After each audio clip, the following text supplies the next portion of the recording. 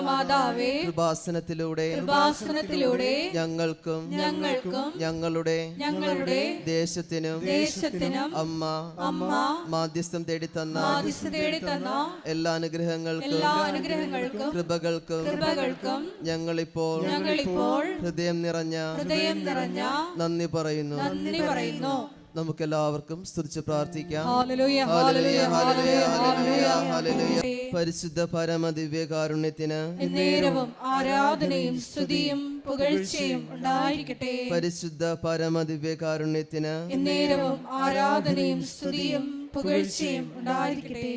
അമ്മേ പരിശുദ്ധ അമ്മേ, അമ്മേ ദൈവമാതാവേ, 2004 ഡിസംബർ 7-ാം തീയതി ഉച്ചകഴിഞ്ഞ് 2:30 കൃപാസനത്തിൽ സംഭവിച്ച അമ്മയുടെ പ്രത്യക്ഷപ്പെടലിനെ കുറിച്ച് തിരുസഭയ്ക്ക് സമർപ്പിച്ചിരിക്കുന്ന പഠനരേഖകളുടെ മേൽ വസ്തുനിഷ്ഠവും ദൈവശാസ്ത്ര വിധിപ്രകാരമുള്ളതുമായ അന്വേഷണ പഠനങ്ങൾ നടത്തി ആ പ്രത്യക്ഷപ്പെടലിലൂടെ പ്രകടമായ ദൈവമാതാവിന്റെ പ്രത്യേക കരുതലും സംരക്ഷണവും വെളിപ്പെടുത്തുന്ന പീഡിതരുടെ ആശ്വാസവും പ്രവാചകന്മാരുടെ രാജ്ഞിയും വാഗ്ദാനത്തിന്റെ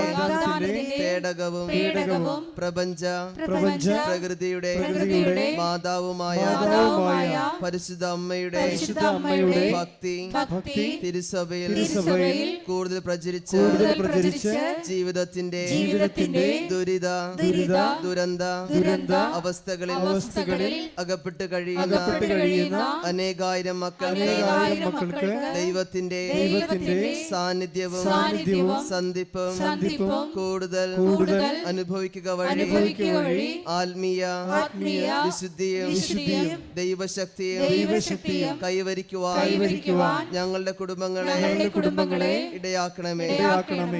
നമുക്ക് എല്ലാവർക്കും ഒരുമിച്ച് സ്തുതിച്ച് പ്രാർത്ഥിക്കാം.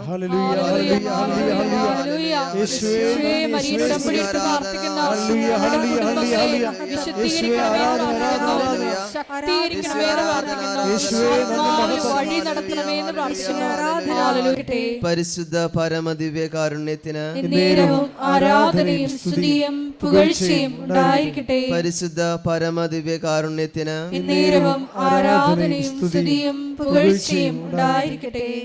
അമ്മേ പരിശുദ്ധ അമ്മേ, അമ്മേ ഭൂസ്വർലോകങ്ങളുടെ രാജ്ഞിയായ അങ്ങേക്ക് ഭൗമ സംരക്ഷണത്തിനായി പ്രപഞ്ച പ്രകൃതിയെ തന്നെ തിരുസഭ പ്രതിഷ്ഠിക്കുവാൻ ഈ പ്രത്യക്ഷീകരണം വഴി ഇടയാക്കണമേ. പരിശുദ്ധ അമ്മേ, ജപമാല മാതാവേ, സകല കൃപാസന പ്രാർത്ഥനകളോട് ചേർത്ത് ഞങ്ങളിപ്പോൾ പ്രാർത്ഥിക്കുന്ന ഈ കുടുംബത്തിന്റെ പ്രത്യേക നിയോഗം പരിശുദ്ധ മാതാവിന്റെ സന്നിധിയിൽ അണഞ്ഞിരിക്കുന്ന നമ്മൾ ഓരോരുത്തരുടെയും എല്ലാവിധമായ ആവശ്യങ്ങളെയും പരിശുദ്ധ മാതാവിന്റെ സാന്നിധ്യത്തിൽ മാതാവിനോട് ചേർത്ത് വെച്ചുകൊണ്ട് നമ്മുടെ തമ്പുരാനായ യേശുവിൻ്റെ മുമ്പിൽ എല്ലാ ആവശ്യങ്ങളെയും സമർപ്പിക്കാം. അവിടുത്തെ സംരക്ഷണവും കരുതലും എന്നും എപ്പോഴും ഈ ദേവാലയത്തിൽ ഒത്തുകൂടിയിരിക്കുന്ന എല്ലാവരുടെയും മേൽ ഉണ്ടാകുവാനും ഞങ്ങളുടെ എല്ലാ ആവശ്യങ്ങളിലും അവിടുത്തെ കടന്നുവരവ് ഉണ്ടാകുവാനായിട്ട് നമുക്ക് പ്രാർത്ഥിക്കാം. ജീവിതത്തിലൂടെ കടന്നു പോകുന്ന എല്ലാ ബുദ്ധിമുട്ടുകളെയും പരിശുദ്ധ മാതാവിൻ്റെ കരങ്ങളോട് ചേർത്ത് വെച്ചുകൊണ്ട് നമ്മുടെ തമ്പുരാന്റെ മുമ്പിൽ ഹൃദയം കൊണ്ട് നമുക്ക് ഏറ്റുപറഞ്ഞ് പ്രാർത്ഥിക്കാം.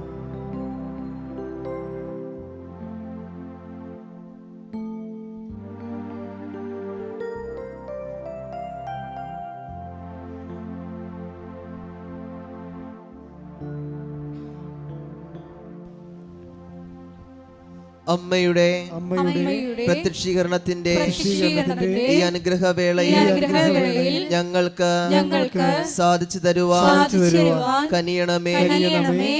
ആമേൻ. നമുക്ക് എല്ലാവർക്കും ഈശോയെ സ്തുതിച്ച് പ്രാർത്ഥിക്കാം. ഹല്ലേലൂയ, ആരാധന ആരാധന ആരാധന. ഹല്ലേലൂയ ഹല്ലേലൂയ ഹല്ലേലൂയ. യേശുവേ ആരാധന ആരാധന ആരാധന. ഹല്ലേലൂയ ഹല്ലേലൂയ ഹല്ലേലൂയ ഹല്ലേലൂയ. യേശുവേ ആരാധന. ഹല്ലേലൂയ ഹല്ലേലൂയ ഹല്ലേലൂയ ഹല്ലേലൂയ. മഹത്വം മഹത്വം. ആരാധന ആരാധന. ഹല്ലേലൂയ ഹല്ലേലൂയ ഹല്ലേലൂയ. എൻ്റെ പ്രിയപ്പെട്ടവരെ,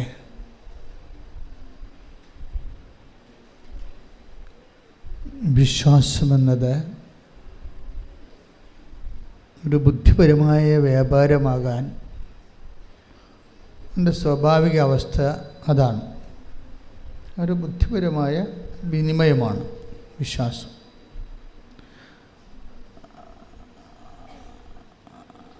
പല കേവല വിശ്വാസങ്ങളുടെയും സ്ഥിതി അതാണ്. അതൊരു ബുദ്ധിപരമായ വിനിമയമായിരിക്കും, പക്ഷെ അത് ഫ്രൂട്ട്ഫുൾ ആകത്തില്ല, വർക്കൗട്ട് ചെയ്യത്തില്ല. ഉടമ്പടിയിൽ നമ്മൾ ചെയ്യുന്നത് വിശ്വാസം എന്ന കേവല ബുദ്ധിപരമായ വിനിമയത്തെ കൺവേർട്ട് ചെയ്യും. എങ്ങനെ കൺവേർട്ട് ചെയ്യും? ഒരു ദൈവസ്നേഹത്തിൻ്റെ എക്സ്പ്രഷൻസാക്കി മാറ്റും. ദൈവസ്നേഹത്തിൻ്റെ പ്രകടനങ്ങൾ. നിങ്ങളെപ്പോഴും ശ്രദ്ധിക്കേണ്ടത്, വിശ്വാസ വളർച്ചയിൽ നിങ്ങൾ ബുദ്ധിപരമായ വിനിമയം, ഒരു ഇൻ്റലക്ച്വൽ കൺവിക്ഷൻ നമുക്ക് തരും. ദൈവം ഏത് കാലത്ത് ഏത് സമയത്തും എന്നെ സഹായിക്കും, ഞാൻ ദൈവത്തിനെ ആശ്രയിക്കുന്നുണ്ട്. ഇല്ലെങ്കിൽ അതിനേക്കാൾ താഴ്ന്ന് ഞങ്ങളുടെ നാട്ടിലും മാതാവില്ലേ, അങ്ങനെ കുറേ സാക്ഷ്യങ്ങൾ വരുന്നുണ്ട്. ഞങ്ങളുടെ നാട്ടിലും മാതാവുണ്ടല്ലോ, പിന്നെ എന്തിനാണ് കെട്ടിയെടുത്ത് ആലപ്പുഴ പോണത് എന്നങ്ങനെ ചെയ്യുന്നത്. അപ്പോൾ അതൊരു കേവല വിശ്വാസമാണ്. കേവല വിശ്വാസം ഉള്ള പ്രശ്നം, ഇപ്പം നിങ്ങളുടെ നാട്ടിൽ നിങ്ങൾ നിന്നാലും ഇവിടെ നിന്നാലും കേവല വിശ്വാസക്കാർക്ക്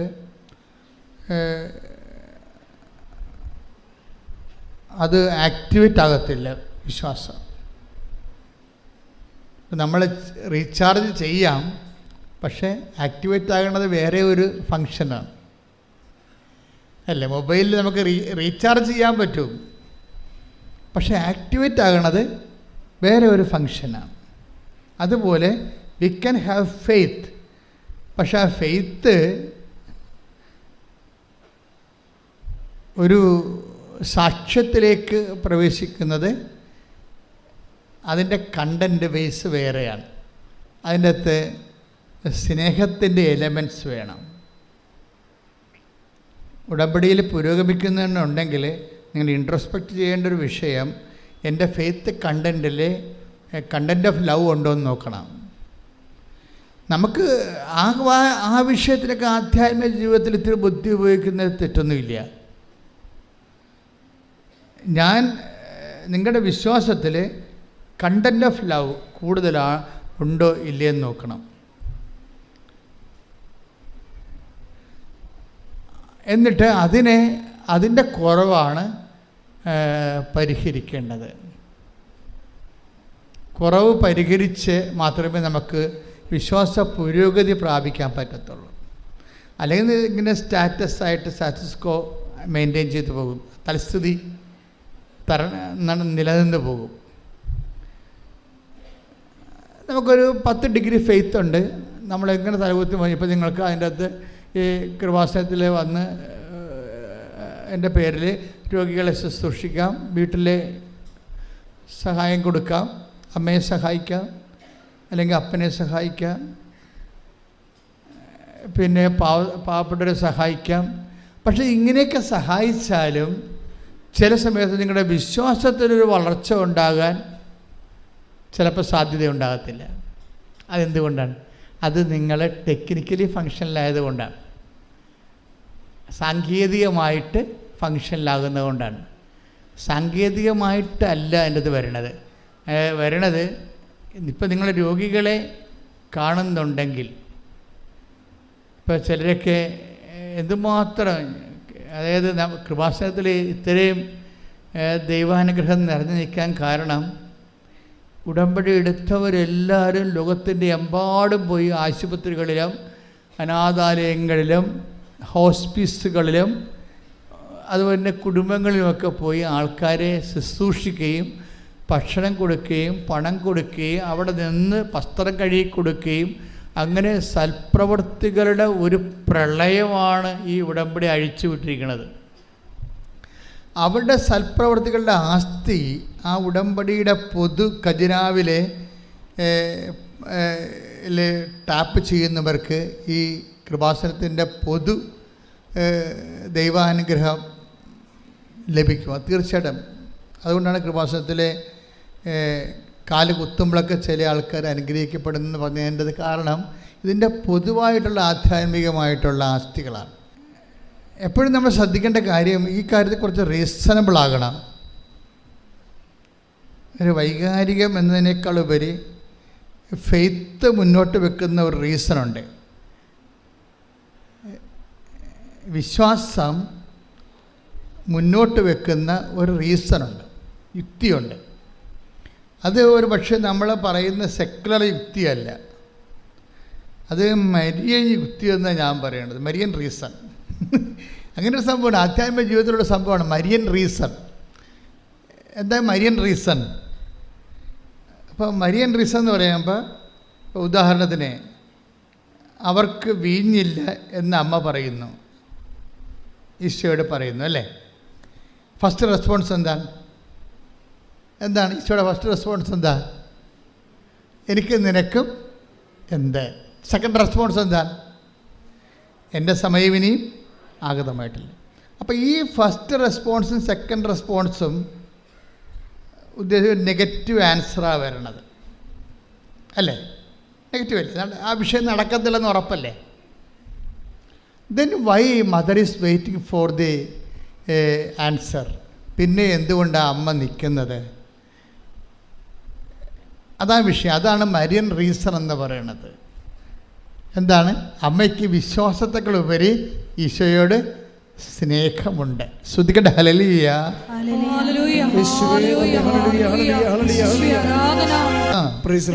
ഇത്രയും നേരം ഈശോ പറഞ്ഞതിൽ നിന്ന് എന്ത് മനസ്സിലായി? നമുക്ക് വിശ്വാസമുണ്ടാകാം, അത് കേവല വിശ്വാസമാണ്. ആ കേവല വിശ്വാസം ചില സമയത്ത് സാങ്കേതികമായിട്ട് പറഞ്ഞാൽ ഫങ്ഷനിലല്ലാതെ വരും. ഇപ്പം കേവല വിശ്വാസത്തിൻ്റെ കൂടെ എന്തുകൂടി ഉണ്ടാകണം? ഇപ്പം അമ്മ, അതാണ് മരിയൻ റീസൺ.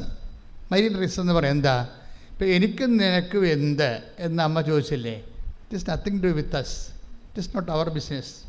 ഈശോ അത് ഡിസോൺ ചെയ്ത് കളഞ്ഞേ അല്ലേ? അത് ആ വിഷയം ഇറ്റ് ഈസ് നോട്ട് അവേഴ്സ്, ആ വിഷയം നമ്മുടേതല്ല എന്നും പറഞ്ഞുകൊണ്ട് ഈശോ തള്ളിക്കളഞ്ഞ സംഭവമാണ്. രണ്ടാമത് എന്താണ്? അത് ഒന്ന് മാനുഷികം. ഈശോ പറഞ്ഞ രണ്ട് കാര്യങ്ങൾ, ഒന്ന് ദൈവികമായ ഇമ്പിഡിമെൻസ് ഉണ്ട്, മാനുഷികമായ ഇമ്പിഡിമെൻസും ഉണ്ട്, തടസ്സങ്ങളുണ്ട്. ഇപ്പം ദൈവികമായ മാനുഷികമായ എന്താണ്? അതിൽ എനിക്ക് നിനക്കൊന്നും ചെയ്യാനില്ല, അവരോട് വായ്പ വാങ്ങിക്കാൻ പറഞ്ഞാൽ മതി, അല്ലെങ്കിൽ അവരുടെ ബിസിനസ് കച്ചവടക്കാരൊക്കെ പോയി വിലക്ക് വാങ്ങിക്കാൻ പറഞ്ഞാൽ മതി, നത്തിങ് ടു വിത്ത് അസ്, ഈ വിഷയത്തിൽ നമുക്ക് റോളില്ല എന്ന് പറയും. അത് first reason over. Second reason എന്താണ്? സെക്കൻഡ് റീസൺ ദൈവികമാണ്. എന്താണത്? എൻ്റെ സമയം ഇനി സമ്മതമാണ്. അപ്പോൾ നമ്മൾക്ക് ദൈവത്തിന് ഉത്തരം തരണമെങ്കിൽ ചില സമയത്ത് രണ്ട് തടസ്സങ്ങൾ വരാൻ സാധ്യത ഉണ്ടാകും. മാനുഷികമായിട്ട് അത് നമുക്ക് ചിലപ്പോൾ പ്രയോജനപ്പെടത്തില്ലെന്ന് വരാം, ചിലപ്പോൾ ദൈവികമായിട്ടും അത് നമുക്ക് തരാനുള്ള തടസ്സങ്ങളുണ്ടാകാം. ചിലപ്പോൾ നമ്മുടെ കുറവായിരിക്കും, അത് ദൈവികമായിട്ടൊരു അനുഗ്രഹം കിട്ടുന്നതിനുള്ള മെറിറ്റ് ചിലപ്പോൾ നമുക്ക് ഉണ്ടാകത്തില്ല, അതാണ് നമ്മുടെ കുറവായിട്ട് വരാൻ സാധ്യത. അപ്പോൾ ഈ രണ്ട് പ്രശ്നങ്ങളുണ്ട്. ഇത് ഇപ്പം നിങ്ങൾ ഉടമ്പടി വച്ചിരിക്കുന്ന എല്ലാ വിഷയങ്ങൾക്കും ഇത് രണ്ടും ബാധകമാണ്. ചിലപ്പോൾ അത് മാനുഷികമായ തടസ്സം ഉണ്ടാകും, ചിലപ്പോൾ ദൈവികമായ തടസ്സമുണ്ടാകും. എന്നിട്ട് നമ്മൾ ഈ മാനുഷികമായ തടസ്സമുള്ള വിഷയം, ഇപ്പം നിങ്ങളുടെ ജപ്തി നടപടി, അല്ലെങ്കിൽ നിങ്ങളുടെ കല്യാണം വെക്കണില്ല, അല്ലെങ്കിൽ നിങ്ങളുടെ മക്കളെ നിങ്ങൾക്ക് കിട്ടണില്ല, ജോലി കിട്ടണില്ല, ജോലി സ്ഥലത്തെ പ്രശ്നം, നിങ്ങൾക്ക് PR ആകുന്നില്ല, പെൻഷൻ കിട്ടിയിട്ട് അംഗീകരിച്ചിട്ട് നിങ്ങൾക്ക് കിട്ടണില്ല, ഇങ്ങനെ എന്തെല്ലാം പ്രശ്നമാണ് ഇല്ലായ്മയെല്ലാം ഉള്ളത്. അതല്ല, ഈ പ്രശ്നങ്ങളെല്ലാം എന്തിൻ്റെങ്കിലും ഒരു ആബ്സെൻസാണ്. പ്രശ്നങ്ങളെല്ലാം എന്തിൻ്റെ ആബ്സെൻസ് ആകും? പ്രശ്നങ്ങളെല്ലാം നമുക്കുണ്ടാകുന്ന പ്രശ്നങ്ങൾ, ജപ്തി ആയാലും എന്ത് സംഭവമായാലും എല്ലാ പ്രശ്നങ്ങളും എന്തിൻ്റെയെങ്കിലും ഒരു ആബ്സെൻസാണ്, എന്തെങ്കിലും ഒരു പോരായ്മയാണ്. ഇപ്പോൾ രോഗമാണത് ആരോഗ്യത്തിൻ്റെ പോരായ്മ, ഇല്ലായ്മയാണല്ലോ. ഇതിനെ എല്ലാത്തിനും ഇങ്ങനെ പ്രശ്നങ്ങളെല്ലാം ഇല്ലായ്മ എന്നുള്ള രീതിയിലാണ് ബൈബിൾ അപ്രോച്ച് ചെയ്യണത്. ദാറ്റ് മീൻസ് ബൈബിൾ ഇല്ല എന്ന് പറഞ്ഞാൽ എൻ്റെ അർത്ഥം മെരിറ്റ് ഇല്ലെന്ന് എൻ്റെ അർത്ഥം. ബൈബിളിൻ്റെ രീതിയാണല്ലോ പറയേണ്ടത്. ഒരു ഇല്ലായ്മ. ഇപ്പോൾ അമ്മ എന്താ പറയണത്? അവർക്ക് വീഞ്ഞ് ഇല്ല. അവിടെ പ്രശ്നത്തെ മുഴുവന് അഭിമാന പ്രശ്നം ഉണ്ടായതിൻ്റെ അകത്ത് നാണം കെട്ടി അവിടെ നിന്ന് പിരിയത്തുള്ള ആ വിഷയം. പക്ഷെ അവർക്ക് ആ നാണം കെട്ടി പിരിയാൻ സാധ്യതയുള്ള വിഷയമാണത്. അപമാന പ്രശ്നമുണ്ടതിൻ്റെ അകത്ത്. നമ്മുടെ എല്ലാ വിജയമയുടെ മുമ്പിൽ നമ്മൾ ടെൻഷൻ അടിക്കണ എന്താ കാര്യം? നമ്മൾ ടെൻഷൻ അടിക്കാൻ കാര്യം അതൊരു അപമാനമായിട്ട് മാറുമോ ഇല്ലയെന്ന് നമുക്ക് ബുദ്ധിമുട്ടുള്ളത് കൊണ്ടാണ് നമ്മളത് വിഷയമാക്കുന്നത്. ഇങ്ങനെയുള്ള എല്ലാ വിഷയവും മൂടി വെച്ചുകൊണ്ട് അതിനെ അഡ്രസ്സ് ചെയ്യണത് സിംഗിൾ വാക്കിലാണ്. They have no wine. അവർക്ക് വീഞ്ഞ് ഇല്ല. അതിൻ്റെ ഉത്തരം വളരെ വ്യക്തമാണ്. അതിന് 2 ഇമ്പെഡിമെൻറ്റ്സ് ഉണ്ട്, 2 തടസ്സങ്ങളുണ്ട്. ഒന്ന്, മാനുഷികമായി അത് വലിയ കാര്യം അല്ല. അതായത് എനിക്ക് നിനക്ക് അവർക്ക് പർച്ചേസ് ചെയ്യാവുന്ന വിഷയമേ ഉള്ളൂ. അല്ലെങ്കിൽ അവർക്ക് ലെൻറ്റിന് അവർക്ക് ഹയർ ചെയ്യാം, അത്രേ ഉള്ളൂ. നമ്മളതിൻ്റെ അകത്ത് ഇൻവോൾവ് ചെയ്യേണ്ട കാര്യമില്ല. It is none of our business എന്ന രീതിയിലാണ് അതിൻ്റെ ഫസ്റ്റ് ആൻസർ വരണത്. സെക്കൻഡ് ആൻസർ എന്താ വരണത്? സെക്കൻഡ് ആൻസർ വരണത് എൻ്റെ സമയം ഇനി സമാഗതമായി ദൈവികമായ തടസ്സങ്ങളാണ്ട് വേണം. ദൈവികമായി നീ അത് നിനക്ക് സ്വീകരിക്കാനുള്ള സമയമായിട്ടില്ല. ഈ അനുഗ്രഹം ഭൗതികമാണ്, പക്ഷേ ദൈവികമായിട്ട് നിനക്കത് സ്വീകരിക്കാനുള്ള സമയമായിട്ടില്ല. അപ്പോൾ ഇങ്ങനെ 2 ഇമ്പെഡിമെൻറ്റ്സ് വന്ന സ്വാഭാവികമായിട്ട് എന്താ പറയേണ്ടത്? ആ ഒരു പ്രെയറിനോട് ഗുഡ് ബൈ പറഞ്ഞ് ബുദ്ധിയും ബോധമുള്ളവർ പോകും. പക്ഷേ എന്തുകൊണ്ട് മറിയം എന്താ ചെയ്യണത്? മറിയം അതിനെ വെയിറ്റ് ചെയ്യാൻ, എന്നിട്ട് മറിയം അതിനെ പരിശുദ്ധാത്മാവിൻ്റെ നിറവിൽ ഒരു പുതിയ പോംവഴി കണ്ടുപിടിക്കുകയാണ്. എന്താണ് അത്? കവനൻ്റൽ ഫോർമുലയാണ് അവിടെ ഉപയോഗിക്കുന്നത്. നമുക്കിത് ഇപ്പോൾ ഈ കാലങ്ങളിലല്ലേ മനസ്സിലായത്. നമ്മൾ വെള്ളം കോരാൻ പറഞ്ഞപ്പോൾ വെള്ളം കോരി, വിറക് കൊട്ടാൻ പറഞ്ഞാൽ വിറക് കെട്ടി എന്നൊക്കെ പറഞ്ഞാൽ നമ്മൾ വായിച്ചുകൊണ്ടും പ്രസംഗിച്ചുകൊണ്ടും പോയത്. ഇപ്പോഴല്ലേ നമ്മൾ മനസ്സിലാക്കണത് ഈ നടക്കാത്ത കാര്യം നടക്കാൻ കവനൻ്റ് ഫോർമുലയാണ് ഉപയോഗിക്കേണ്ടതെന്ന് മനസ്സിലായി. ഇത് പുതിയത് മറിയത്തിൻ്റെ ഫോർമുല അല്ല. ഏജ് ഓൾഡായിട്ട് ബൈബിള് ദൈവത്തിനെ മനുഷ്യൻ്റെ ജീവിതത്തിലേക്ക് ഇറക്കിക്കൊണ്ട് വരുന്നതിന് വേണ്ടി ഉപയോഗിക്കുന്നതാണ് ബൈലാറ്ററൽ എഗ്രിമെൻ്റ് മെത്തേഡ്. ഈ ബൈലാറ്ററൽ എഗ്രിമെൻ്റ് മെത്തേഡിലൂടെ എന്താണ് ശരിക്കും പറയുന്നത്? ഇത് ആക്ടിവേറ്റ് ചെയ്യണമെങ്കിൽ എന്ത് വേണം? You must have A certain amount of level of love. നമുക്കറിയാം. അതാണ് ഞാൻ പറഞ്ഞത്, നിങ്ങളുടെ സൽപ്രവർത്തികൾ ഇനി ഫുൾ കണ്ടു. അതാർക്കും ചെയ്യാം. സൽപ്രവർത്തികൾ ചെയ്യണമെന്നുണ്ടെങ്കിൽ നമ്മൾക്ക് എപ്പോഴും വരേണ്ട ഒരു വിഷയം, നമ്മൾ ഗുഡ് വർക്ക്സ് എന്നാണ് പറയണത് സൽപ്രവൃത്തിയെ. പക്ഷേ ബൈബിൾ ശരിക്കും ദൈവത്തിൻ്റെ മൈൻഡ് ആണ് നമ്മൾ തർജ്ജമ ചെയ്യണമെന്നുണ്ടെങ്കിൽ ഈ സൽപ്രവൃത്തികൾ ഗുഡ് വർക്കുകൾ അല്ല. ശരിക്കും പറഞ്ഞാൽ ദാറ്റ് ഈസ് ഗ്രേസ്ഫുൾ വർക്കാണ്, ഗ്രേസ് ഗിവിങ് വർക്ക്സിനാണ് ഈ പറയുന്നത് ബൈബിൾ എപ്പോഴും സൽപ്രവൃത്തികളുടെ ഇവിടെ കുറഞ്ഞിട്ടാണോ ക്രിസ്തു ആഗതനാകേണ്ടി വരണത്? ക്രിസ്തുവിന് മുമ്പ് എത്രയോ സൽപ്രവർത്തികൾ ചെയ്ത മനുഷ്യർ ഈ ഭൂമിയിലുണ്ട്. സോക്രട്ടീസൊക്കെ നല്ല മനുഷ്യരല്ലായിരുന്നോ? എന്താ അവർക്ക് കുഴപ്പം? പക്ഷെ അവിടുത്തെ പ്രോബ്ലം, ബൈബിൾ അങ്ങനെ ഒരു സൽപ്രവർത്തികൾ വർദ്ധിപ്പിക്കാൻ വേണ്ടിയല്ലോ ഈ ഭൂമിയിൽ ക്രിസ്തു ആകുന്നതായത്. പിന്നെ എന്താണ്? കൃപാവര പ്രവർത്തനങ്ങളാണ്. ഈ സൽപ്രവൃത്തിയും കൃപാവര പ്രവർത്തിയും തമ്മിൽ ഇപ്പം ഒത്തിരി വ്യത്യാസമുണ്ട്. നിങ്ങൾ ഉടമ്പടിയിൽ നിങ്ങൾ ചെയ്യേണ്ടത് ഗ്രേസ് ഗീവിങ് വർക്ക്സാണ് ചെയ്യേണ്ടത്. കൃപാവര പ്രവർത്തനങ്ങൾ, കൃപ നമുക്ക് ലഭിക്കാൻ ആവശ്യമായ വർത്തനങ്ങൾ. അതെന്താ ചെയ്യണം? കൃപ വർദ്ധിപ്പിക്കണമെങ്കിൽ എന്ത് ചെയ്യണം? കൃപ എല്ലാം യേശുക്രിസ്തുവിൻ്റെ നെയിമിൻ്റെ അണ്ടറിലാണ് കൃപയെല്ലാം വരണത്. കൃപ എന്ന് പറഞ്ഞാൽ എന്താണ്? അതുകൊണ്ടാണ് ബൈബിൾ പറയണത് കൃപയും സത്യവും. Take the word of God. ശ്രുതിക്കട്ടെ. ഹല്ലേലൂയ, ഹല്ലേലൂയ, ഹല്ലേലൂയ, ഹല്ലേലൂയ, ഹല്ലേലൂയ. യേശുവേ നന്ദി. ഹല്ലേലൂയ, ഹല്ലേലൂയ, ഹല്ലേലൂയ. യോഹന്നാൻ 1:17. എന്തുകൊണ്ടെന്നാൽ പറഞ്ഞേ, എന്തുകൊണ്ടെന്നാൽ നിയമം മോശ വഴി നൽകപ്പെട്ടു, നിയമം മോശ വഴി നൽകപ്പെട്ടു, കൃപയും സത്യവുമാകട്ടെ യേശുക്രിസ്തു വഴി ഉണ്ടായി. ഇതിനകത്ത് ഒരു പ്രശ്നങ്ങൾ വരണമെന്ന് വെച്ച് കഴിഞ്ഞാൽ ഈ ഡിഗ്രീസ് ഓഫ് പെർഫെക്ഷനിൽ മോശയുടെ വചനവും ജീസസിൻ്റെ വചനവും തമ്മിലുള്ള ഒരു വ്യത്യാസം അതാണ്. മോസസിൻ്റെ വചനത്തിന് സാങ്കേതികമായ ദൈവത്തിൻ്റെ മനസ്സനുസരിച്ചുള്ള നിയമപരമായിട്ടുള്ള കാഴ്ചപ്പാടുകളാണ് കൈകാര്യം ചെയ്യണത്. കർത്താവിൻ്റെ വചനത്തിൽ അതല്ല. എന്താണ്? കൃപയും സത്യവുമാണ്. കൃപയും സത്യവും ആര് വഴി ഉണ്ടായി? ക്രിസ്തു വഴി ഉണ്ടായി. അപ്പോൾ അതെങ്ങനെയാണ് ഉണ്ടായതെന്ന് നമ്മൾ അറിയണം. ക്രിസ്തു വഴി ഉണ്ടായത്. ഉടമ്പടി ടാർഗറ്റ് ചെയ്യണത് സൽപ്രവൃത്തികളല്ല. നിങ്ങൾ കുറേ ആൾക്കാർ ചെയ്യണത് വെറും സൽപ്രവൃത്തികളാണ്. വെറും സൽപ്രവൃത്തികളെന്ന് വെച്ച് കഴിഞ്ഞാൽ ഇവിടുന്ന് കുറേ കാര്യങ്ങൾ പറഞ്ഞിട്ടുണ്ട്, അതനുസരിച്ച് കൊണ്ട് രോഗികളെ കാണുന്നു. കഴിഞ്ഞ ദിവസം ഞാൻ ഒരു സാക്ഷ്യം പറഞ്ഞത്, ഞാൻ ഓൾഡ് ഏജിൽ ഹോമിൽ പോയി ഒരു ദിവസം മുഴുവൻ നിന്ന് അവിടുത്തെ ഉടുപ്പെല്ലാം അലക്കി കൊടുത്തെന്ന് പറഞ്ഞു. പിന്നെ വേറൊരു ചേച്ചി സാക്ഷ്യം പറഞ്ഞത്, ഞാൻ ഓൾഡ് ഏജ് ഹോമിൽ പോയി നഖം വെട്ടി കൊടുത്തെന്ന് പറഞ്ഞു. It's okay, you are doing all this kind of things. ഇതെല്ലാം നല്ല സന്തോഷത്തോടെ ഇങ്ങനെ ചെയ്യുന്നുണ്ട്, സന്തോഷമുണ്ട്, നന്ദിയുണ്ട്. പക്ഷേ ഇതെല്ലാം സൽപ്രവൃത്തികളാണ്.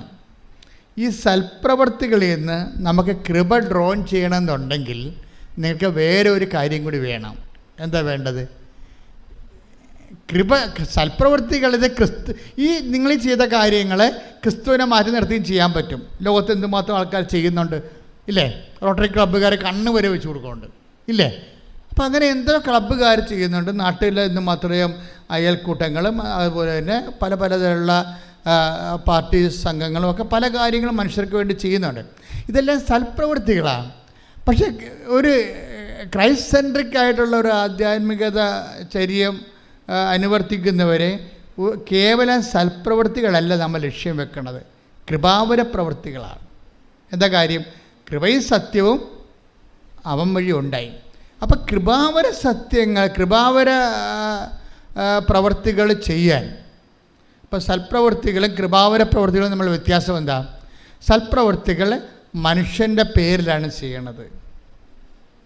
ചിലർ നല്ല പേരെടുക്കാൻ ചെയ്യും, ചിലർ കൂടുതൽ വോട്ട് കിട്ടാൻ വേണ്ടി ചെയ്യും, ചിലത് ജനകീയ അടിത്തറ ഉണ്ടാക്കാൻ വേണ്ടി ചെയ്യും, ചിലത് അവരുടെ കള്ളത്തരങ്ങളെ പുറത്തറിയാൻ വേണ്ടി ഒരു പുതിയൊരു ഫേസ് കാണിക്കാൻ വേണ്ടി സമൂഹത്തിന് വേറൊരു സംഭവം. അങ്ങനെ ഓരോരോ ലക്ഷ്യങ്ങളാണ് ഈ സൽപ്രവൃത്തികൾക്കുള്ളത്. പക്ഷേ കൃപാവര പ്രവൃത്തി അതല്ല. കൃപാവര പ്രവൃത്തി എന്ന് പറയണത് ക്രിസ്തുവിൻ്റെ നാമത്തിൽ ക്രിസ്തുവിന് വേണ്ടി മാത്രം മഹത്വം കൊടുത്തുകൊണ്ട് ചെയ്യണതാണ്. ക്രിസ്തുവിൻ്റെ നാമത്തിൽ ചെയ്യണം. അതിൻ്റെ 10% ഗ്ലോറി ക്രിസ്തുവിന് മാത്രമാണ്. അതുകൊണ്ടാണ് ബൈബിൾ പറയണത് വലത് കൈ ചെയ്യണത് ഇടത് കൈ അറിയരുത്. മനുഷ്യൻ അറിയരുതെന്നായി പറയണത്. മനുഷ്യന്മാരറിയരുതെന്നാണ് പറയണത്. പക്ഷേ മനുഷ്യന്മാർ അറിയുന്ന വെച്ചാൽ എല്ലാ കാര്യവും പാത്തും പതുങ്ങിയും ചെയ്യണമെന്നല്ല. മനുഷ്യൻ അറിഞ്ഞില്ലെങ്കിലും അറിയിക്കാൻ വേണ്ടി നിങ്ങളെ പ്രത്യേകിച്ച് മസിൽ പിടിക്കരുതെന്നതിൻ്റെ അർത്ഥം. ശ്രദ്ധിക്കട്ടെ. ഹല്ലേലൂയ, ചെയ്ത് നിന്റെ മഹത്വത്തിൽ പങ്കുകാരാകുവാൻ ഈ ആരാധനയിലൂടെ ഞങ്ങളെ അഭിഷേകം ചെയ്യണമേ. നമ്മുടെ കേവല വിശ്വാസത്തിൽ നിന്ന് സൽപ്രവൃത്തികളിലേക്കും പിന്നെ കൃപാവര പ്രവൃത്തികളിലേക്കും സഭ വെളിപാടുകളുടെ പൂർണ്ണതയിലേക്ക് പോകുന്നത് കാലങ്ങൾ കൊണ്ടാണ്, ഒറ്റയടിക്കല്ല. ആദ്യകാലങ്ങളിൽ സഭയ്ക്ക് തോന്നിയത് കേവല വിശ്വാസം മാത്രം മതി എന്നാണ് തോന്നിയത്. ക്രിസ്തുവിലുള്ള കേവല വിശ്വാസം മാത്രം മതി. ഒരു മനുഷ്യന് അവന് റൈച്ചസ് ആകാൻ പറ്റും, നീതീകരിക്കപ്പെടാൻ പറ്റും. ഇപ്പം റോമ 3:28 എടുത്ത് സ്തുതിക്കട്ടെ. ഹല്ലേലൂയ, ഹല്ലേലൂയ, ഹല്ലേലൂയ, ഹല്ലേലൂയ, ഹല്ലേലൂയ. യേശുവേ നന്ദി, യേശുവേ സ്തുതി. ഹല്ലേലൂയ. റോമ 3:28 എന്തെന്നാൽ നിയമാനുഷ്ഠാനം കൂടാതെ തന്നെ വിശ്വാസത്താൽ മനുഷ്യൻ നീതീകരിക്കപ്പെടുന്നു എന്ന് നാം അനുമാനിക്കുന്നു. മനസ്സിലാവണം. അപ്പം ആദ്യകാലങ്ങളിലുള്ള കൺസെപ്റ്റ് വിശ്വാസം, ക്രിസ്തു എനിക്ക് വേണ്ടി പീഡ അനുഭവിച്ചു, എൻ്റെ പാപത്തിന് പരിഹാരം ചെയ്തു ക്രിസ്തു. അതുകൊണ്ട് തന്നെ ആ ക്രിസ്തുവിൻ്റെ പരിഹാരത്തെ വിശ്വസിച്ച് കഴിഞ്ഞാൽ തീർച്ചയായിട്ടും എനിക്ക് നിത്യരക്ഷ ലഭിക്കുമെന്നുള്ള ഇതിന് ഇനീഷ്യൽ ജസ്റ്റിഫിക്കേഷൻ എന്നാണ് പറയുന്നത്. പ്രാഥമിക നീതീകരണം. ഇപ്പോൾ കത്തോലിക്ക സഭയെ സംബന്ധിച്ചിടത്തോളം 50,000-ഓളമാണ് ആതുര കേന്ദ്രങ്ങളുള്ളത്. ഇത് മാത്രമാണ്. അതായത് നമ്മൾ എന്തുമാത്രം ആതുര സേവന കേന്ദ്രങ്ങളാണ് സഭയ്ക്കുള്ളത്. ഒരു പക്ഷേ ലോകത്തെ ഏറ്റവും കൂടുതൽ ആതുര സേവന കേന്ദ്രങ്ങളുള്ള സഭയ്ക്കാണ്. അത് സഭ എന്താ ഫോളോ ചെയ്യണത്? സഭ ഫോളോ ചെയ്യണത് വിശ്വാസം മാത്രം പോരാ, പിന്നെ എന്താണ്? പ്രവൃത്തി കൂടി വേണം. അത് പറയാൻ കാരണം എന്താണ്? അത് സെൻറ്റ് പോൾ തന്നെ പിന്നീട് തീത്തോസിലേക്ക് വരുമ്പോൾ, തീത്തോസ് 3:8 എടുത്ത്. തീത്തോസ് 3:8 ഇപ്പറഞ്ഞത് സത്യമാണ്. ഏറ്റു പറഞ്ഞ ഈ പറഞ്ഞത് സത്യമാണ്.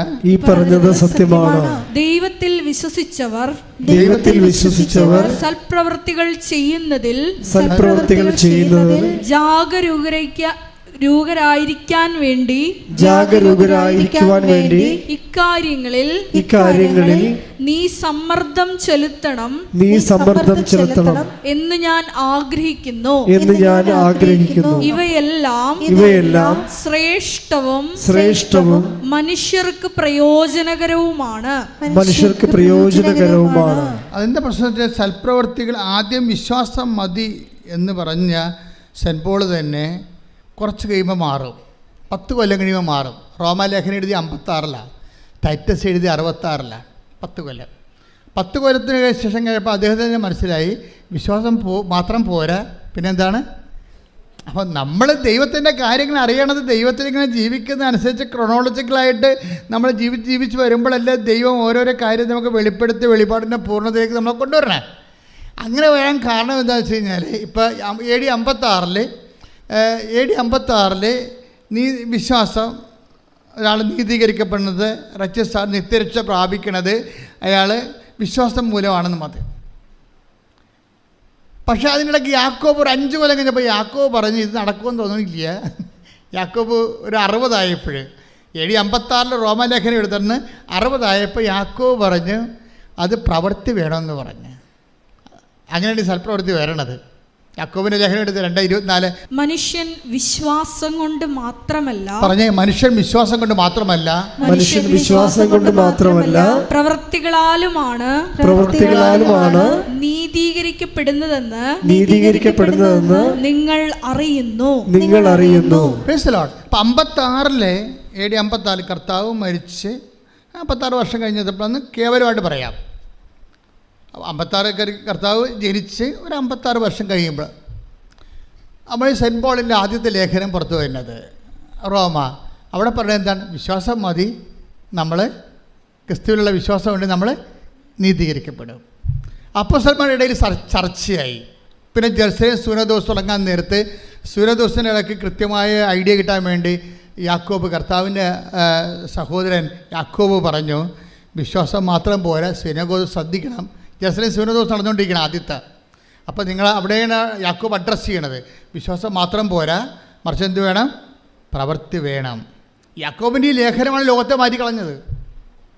ലോകത്ത് ഇന്ന് കാണുന്ന ഈ സഭയുടെ എല്ലാവിധ ആതുര സേവനങ്ങളെയും, അതുപോലെ തന്നെ അവകാശ പോരാട്ടങ്ങളെയും, അതുപോലെ തന്നെ മനുഷ്യോചിതമായ എല്ലാ നടപടികളെയും ശുശ്രൂഷകളെയും എല്ലാം, കുഞ്ഞുങ്ങളെ ഇപ്പോൾ ഓട്ടിസം ബാധിച്ച കുഞ്ഞുങ്ങളെ, ജന്മന കിടപ്പിലായ കുഞ്ഞുങ്ങൾ, എന്തുമാത്രം കുഞ്ഞുങ്ങളെയാണ്, എന്തുമാത്രം സിസ്റ്റേഴ്സ് നോക്കണത് ലോകം മുഴുവനും.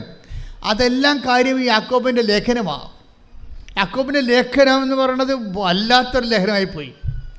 അപ്പോൾ അത് സെൻറ്റ് പോൾ പറഞ്ഞതിന് ശേഷം സെൻറ്റ് പോൾ കർത്താവിനെ കണ്ടിട്ടില്ലല്ലേ, അതാണ് പ്രശ്നം. അതിനുശേഷം പക്ഷെ കർത്താവിൻ്റെ കൂടെ നടന്ന ആളാണ് യാക്കോബ്. യാക്കോബ് കർത്താവിന് മൈൻഡ് റീഡ് ചെയ്തേച്ച് പറഞ്ഞ് പ്രവൃത്തിയില്ലാതെ വിശ്വാസം നീതീകരിക്കപ്പെടത്തില്ല എന്ന് പറയും. ജസ്റ്റിഫൈ ആകത്തില്ല. നിത്യരക്ഷ പ്രാപിക്കണ പ്രവൃത്തി വേണം. അതുകൊണ്ട് യാക്കോബ് 5 കൊല്ലം സെൻറ്റ് പോളിൻ്റെ ലേഖനം കഴിഞ്ഞ് 5 കൊല്ലം കഴിഞ്ഞപ്പോൾ 60 പറയും. അതൊന്നൊരു വായിച്ച് യാക്കോബ് 2:24 ശ്രുതികണ്ട ഹല്ലേലൂയ. വിശ്വാസം കൊണ്ട് മാത്രമല്ല, പറഞ്ഞേ, വിശ്വാസം കൊണ്ട് മാത്രമല്ല പ്രവൃത്തികളാലുമാണ് നീതീകരിക്കപ്പെടുന്നതെന്ന് നിങ്ങൾ അറിയുന്നു. അപ്പോൾ ജെറുസലേം സൂര്യദോസിൽ നിലപാട് കൃത്യമായി. അപ്പോൾ യാക്കോബ് പൗലോസ് അപ്പോസ്തലനും മനസ്സിലായി സഭയുടെ കറക്റ്റ് നിലപാട്. അപ്പോൾ പൗലോസ് അപ്പോസ്തലനും മനസ്സിലായി പ്രവൃത്തിയാണ് മൂലമാണ് വിശ്വാസം നീതീകരിക്കപ്പെടുന്നത്. അപ്പോൾ പിന്നീട് 5 കൊല്ലം കഴിഞ്ഞപ്പോഴാണ് ടൈറ്റസ് ലേഖനം എഴുതുന്നത്. 5 കൊല്ലം കഴിയുമ്പോൾ ടൈറ്റസ് ലേഖനം എഴുതുമ്പോൾ, തീത്തോസിൻ്റെ ലേഖനം എഴുതുമ്പോൾ സെൻറ്റ് പോൾ പറയും, എന്താ പറഞ്ഞിരിക്കുന്നത്? 3:8 ശ്രുതികട ഹല്ലേലൂയ.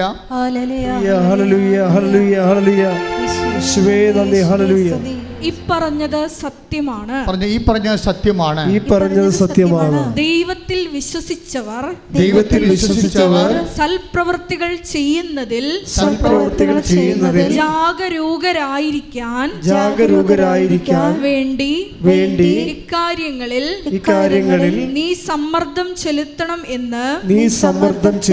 എന്ന് ഞാൻ ആഗ്രഹിക്കുന്നു. ഇവയെല്ലാം ശ്രേഷ്ഠവും മനുഷ്യർക്ക് പ്രയോജനകരവുമാണ്. നമ്മൾ എന്താണ് ഈ വിഷയം ഇത്രയും സീരിയസ് പഠിപ്പിക്കാൻ കാരണം ഉടമ്പടി എന്ന് പറയുന്നത് മുഴുവനും പ്രവൃത്തികളാണ്. പ്രാർത്ഥനയുടെ അംശം അതിൻ്റെ അകത്ത് 30% ഉള്ളു, ബാക്കിയെല്ലാം പ്രവൃത്തിയുടേതാണ്. അപ്പോൾ ഈ പ്രവൃത്തികൾ ചെയ്യുന്നവരെ 2 കാര്യം മനസ്സിലാക്കണം. ഒന്നാമത്തെ ഇത് വർക്കൗട്ട് ഫയർ ആകണമെന്നുണ്ടെങ്കിൽ പ്രവൃത്തികൾ ചെയ്യണം. പക്ഷേ this is not my point. എൻ്റെ പോയിൻ്റ് ഇതുമല്ല. ഞാൻ എന്താ നിങ്ങൾ പറഞ്ഞത്? ഈ സൽപ്രവൃത്തികൾ ഒരു ക്രിസ്തുഇതരമായിട്ട് ക്രിസ്തുവിനെ മാറ്റി നിർത്തിക്കൊണ്ട് വി കൺ do so many good works, അതൊന്നും കൗണ്ടഡ് ആകത്തില്ല. എന്താ കാര്യം?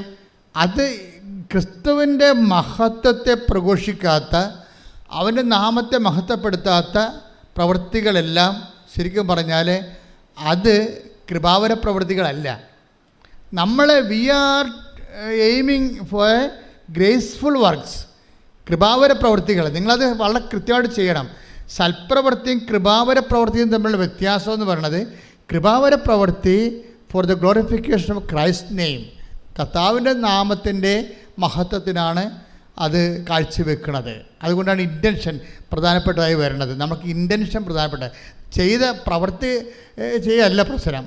നിങ്ങൾ അതാണ് ഈശോ ഒരു ഗ്ലാസ് പച്ചവെള്ളമാണ്. Take the word of God 10:42 ശ്രുതികട്ടെ ഹല്ലേലൂയ.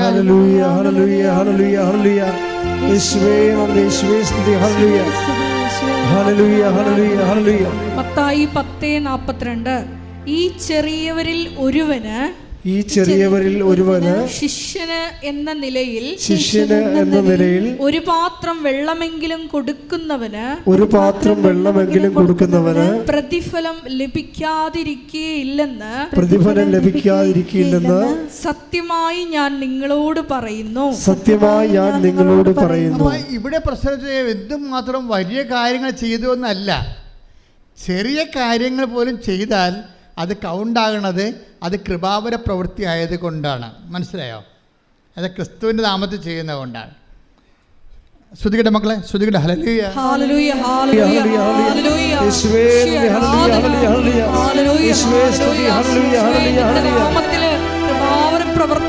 Take the word of God. Mathai 25:40. രാജാവ് മറുപടി പറയും, സത്യമായി ഞാൻ നിങ്ങളോട് പറയുന്നു, എൻ്റെ ഏറ്റവും എളിയ ഈ സഹോദരന്മാരിൽ ഒരുവന് നിങ്ങൾ ഇത് ചെയ്തു കൊടുത്തപ്പോൾ എനിക്ക് തന്നെയാണ് ചെയ്തു തന്നത്. ഇതിന് വരുന്ന വിഷയം ഈ കൃപാവര പ്രവൃത്തി എങ്ങനെ ചെയ്യണത്, അതാണ് 25:40. ആ വചനം ഒന്ന് വായിച്ചേ. മത്തായി സുവിശേഷം. സത്യമായി ഞാൻ നിങ്ങളോട് പറയുന്നു, എൻ്റെ ഏറ്റവും എളിയ ഈ സഹോദരന്മാരിൽ ഒരുവന് നിങ്ങൾ ഇത് ചെയ്തു കൊടുത്തപ്പോൾ എനിക്ക് തന്നെയാണ് ചെയ്തു തന്നത്. അപ്പൊ ഇതാണ് കൃപാവര പ്രവൃത്തി എന്ന് പറയണത്.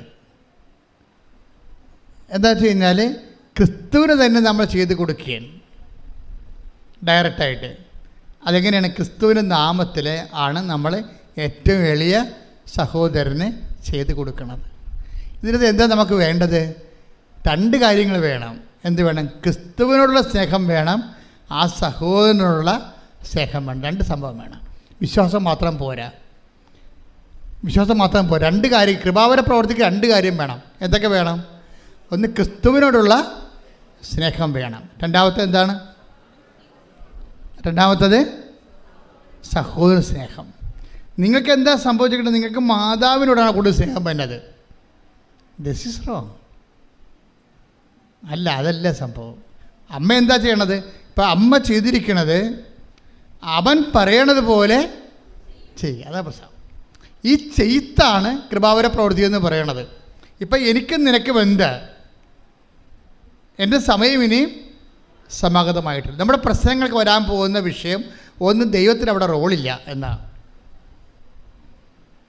നിനക്ക് ജോലി കിട്ടും, അതിനുശേഷം നീ കല്യാണം കഴിക്കും, നീ കുഞ്ഞുങ്ങളെ ജനിപ്പിക്കും, അവർ പഠിക്കും. ഞാനൊരു വീട്ടിൽ ചെന്നപ്പോൾ ഒരു ഞായറാഴ്ചയാണ് വീട്ടിൽ ചെന്നത്. ഒരു അത്യാവശ്യം ഒരു വിഷയം ഉണ്ടായ കാരണം ഞായറാഴ്ച എനിക്കൊരു വീട്ടിൽ പോകേണ്ടി വന്നു. അവിടെ ചെന്നപ്പോൾ അവിടുത്തെ 2 കുട്ടികളും കാറ്റഗിസത്തിന് പോയിട്ടില്ല അന്ന്. അപ്പോൾ എൻ്റെ സ്വഭാവത്തിന് പിന്നെ അവരുടെമായിട്ടുള്ള ബന്ധങ്ങളും കാര്യങ്ങളല്ല പ്രശ്നം. എനിക്ക് അവരുമായിട്ട് എൻ്റെ കാര്യം ചിലപ്പോൾ നടന്നില്ലെങ്കിലും ഞാൻ ചോദിച്ചു, ഈ പിള്ളേർ എന്താണ് കാറ്റഗിസിൽ പോകാത്തെന്ന് ചോദിച്ചു. നിങ്ങളൊരു വീട്ടിൽ ഉടമ്പടി എടുത്തവരാണ് നിങ്ങളെങ്കിൽ, നിങ്ങളുടെ വീട്ടിൽ ചെല്ലുമ്പോൾ ഒരു വീട്ടിൽ കാറ്റഗിസത്തിനും പോകാതെ കുർബാനയ്ക്ക് പോകാതെ ഒരു വ്യക്തി ഉണ്ടെങ്കിൽ, നിങ്ങൾ ദൈവസ്നേഹം ഉണ്ടെങ്കിൽ നിങ്ങൾ ചോദിക്കും. അല്ലെങ്കിൽ അവരെന്ത് വിചാരിക്കും, നമ്മളെന്തിനാണ് അവരുടെ കാര്യത്തിൽ ഇടപെടണമെന്ന് ചോദിക്കും. ഇതാണ് ഫസ്റ്റ് സ്റ്റെപ്പ്. ഒരു വ്യക്തിക്ക് ദൈവസ്നേഹം ഉണ്ടോ ഇല്ലേ എന്ന് അറിയണമെന്നുണ്ടെങ്കിൽ നമ്മൾക്ക് വലിയ കുഴപ്പമില്ല, പൊല്ലാപ്പില്ലാത്ത വിഷയങ്ങൾക്കൊക്കെ നമ്മൾ സേഫായിട്ട് നമ്മൾ ഡേഞ്ചർ സോണിലൊക്കെ ഒരിക്കലും കളിക്കത്തില്ല, സേഫ് സോണിലേ കളിക്കത്തുള്ളൂ. അപ്പോൾ തന്നെ ദൈവത്തിന് അറിയാം. ദൈവത്തിന് നിങ്ങൾ എന്ത് പറഞ്ഞാലും കണ്ണിൽ പൊടിയിടാൻ പറ്റില്ല. കണ്ണിത്തിരി വലുതാണ്, അത്ര കുഴപ്പമാണ്. നമുക്ക് ഇടണ പൊടിക്കൊരു കണക്കില്ലേ? ഇല്ലേ? നമുക്കിടാൻ ദൈവത്തിൻ്റെ കണ്ണിൽ പൊടിയിടാൻ പറ്റരുത്. കാര്യം ദൈവത്തിൻ്റെ കണ്ണിത്തിരി വലുതായി പോയി. നമുക്ക് ഇടണ പൊടിക്കൊരു കണക്കുണ്ടല്ല, അതല്ലേ പ്രശ്നം. അതുകൊണ്ട് എപ്പോഴും നമ്മൾ ശ്രദ്ധിക്കേണ്ട ഒരു വിഷയം വെച്ചാൽ, നിങ്ങൾ ആദ്യം തന്നെ ദൈവസ്നേഹം വർദ്ധിക്കാൻ വേണ്ടി പ്രാർത്ഥിക്കണം. 3:12 എടുത്ത് തെസ്സലോനിക്കൻസ് 1 തെസ്സലോനിക്ക 3:12. ഞങ്ങൾക്ക് നിങ്ങളോടുള്ള സ്നേഹം പോലെ പറഞ്ഞേ, ഞങ്ങൾക്ക് നിങ്ങളോടുള്ള സ്നേഹം പോലെ നിങ്ങൾക്ക് തമ്മിലും മറ്റെല്ലാവരോടുമുള്ള സ്നേഹം വളർന്ന് സമൃദ്ധമാകാൻ കർത്താവ് ഇടവരുത്തട്ടെ.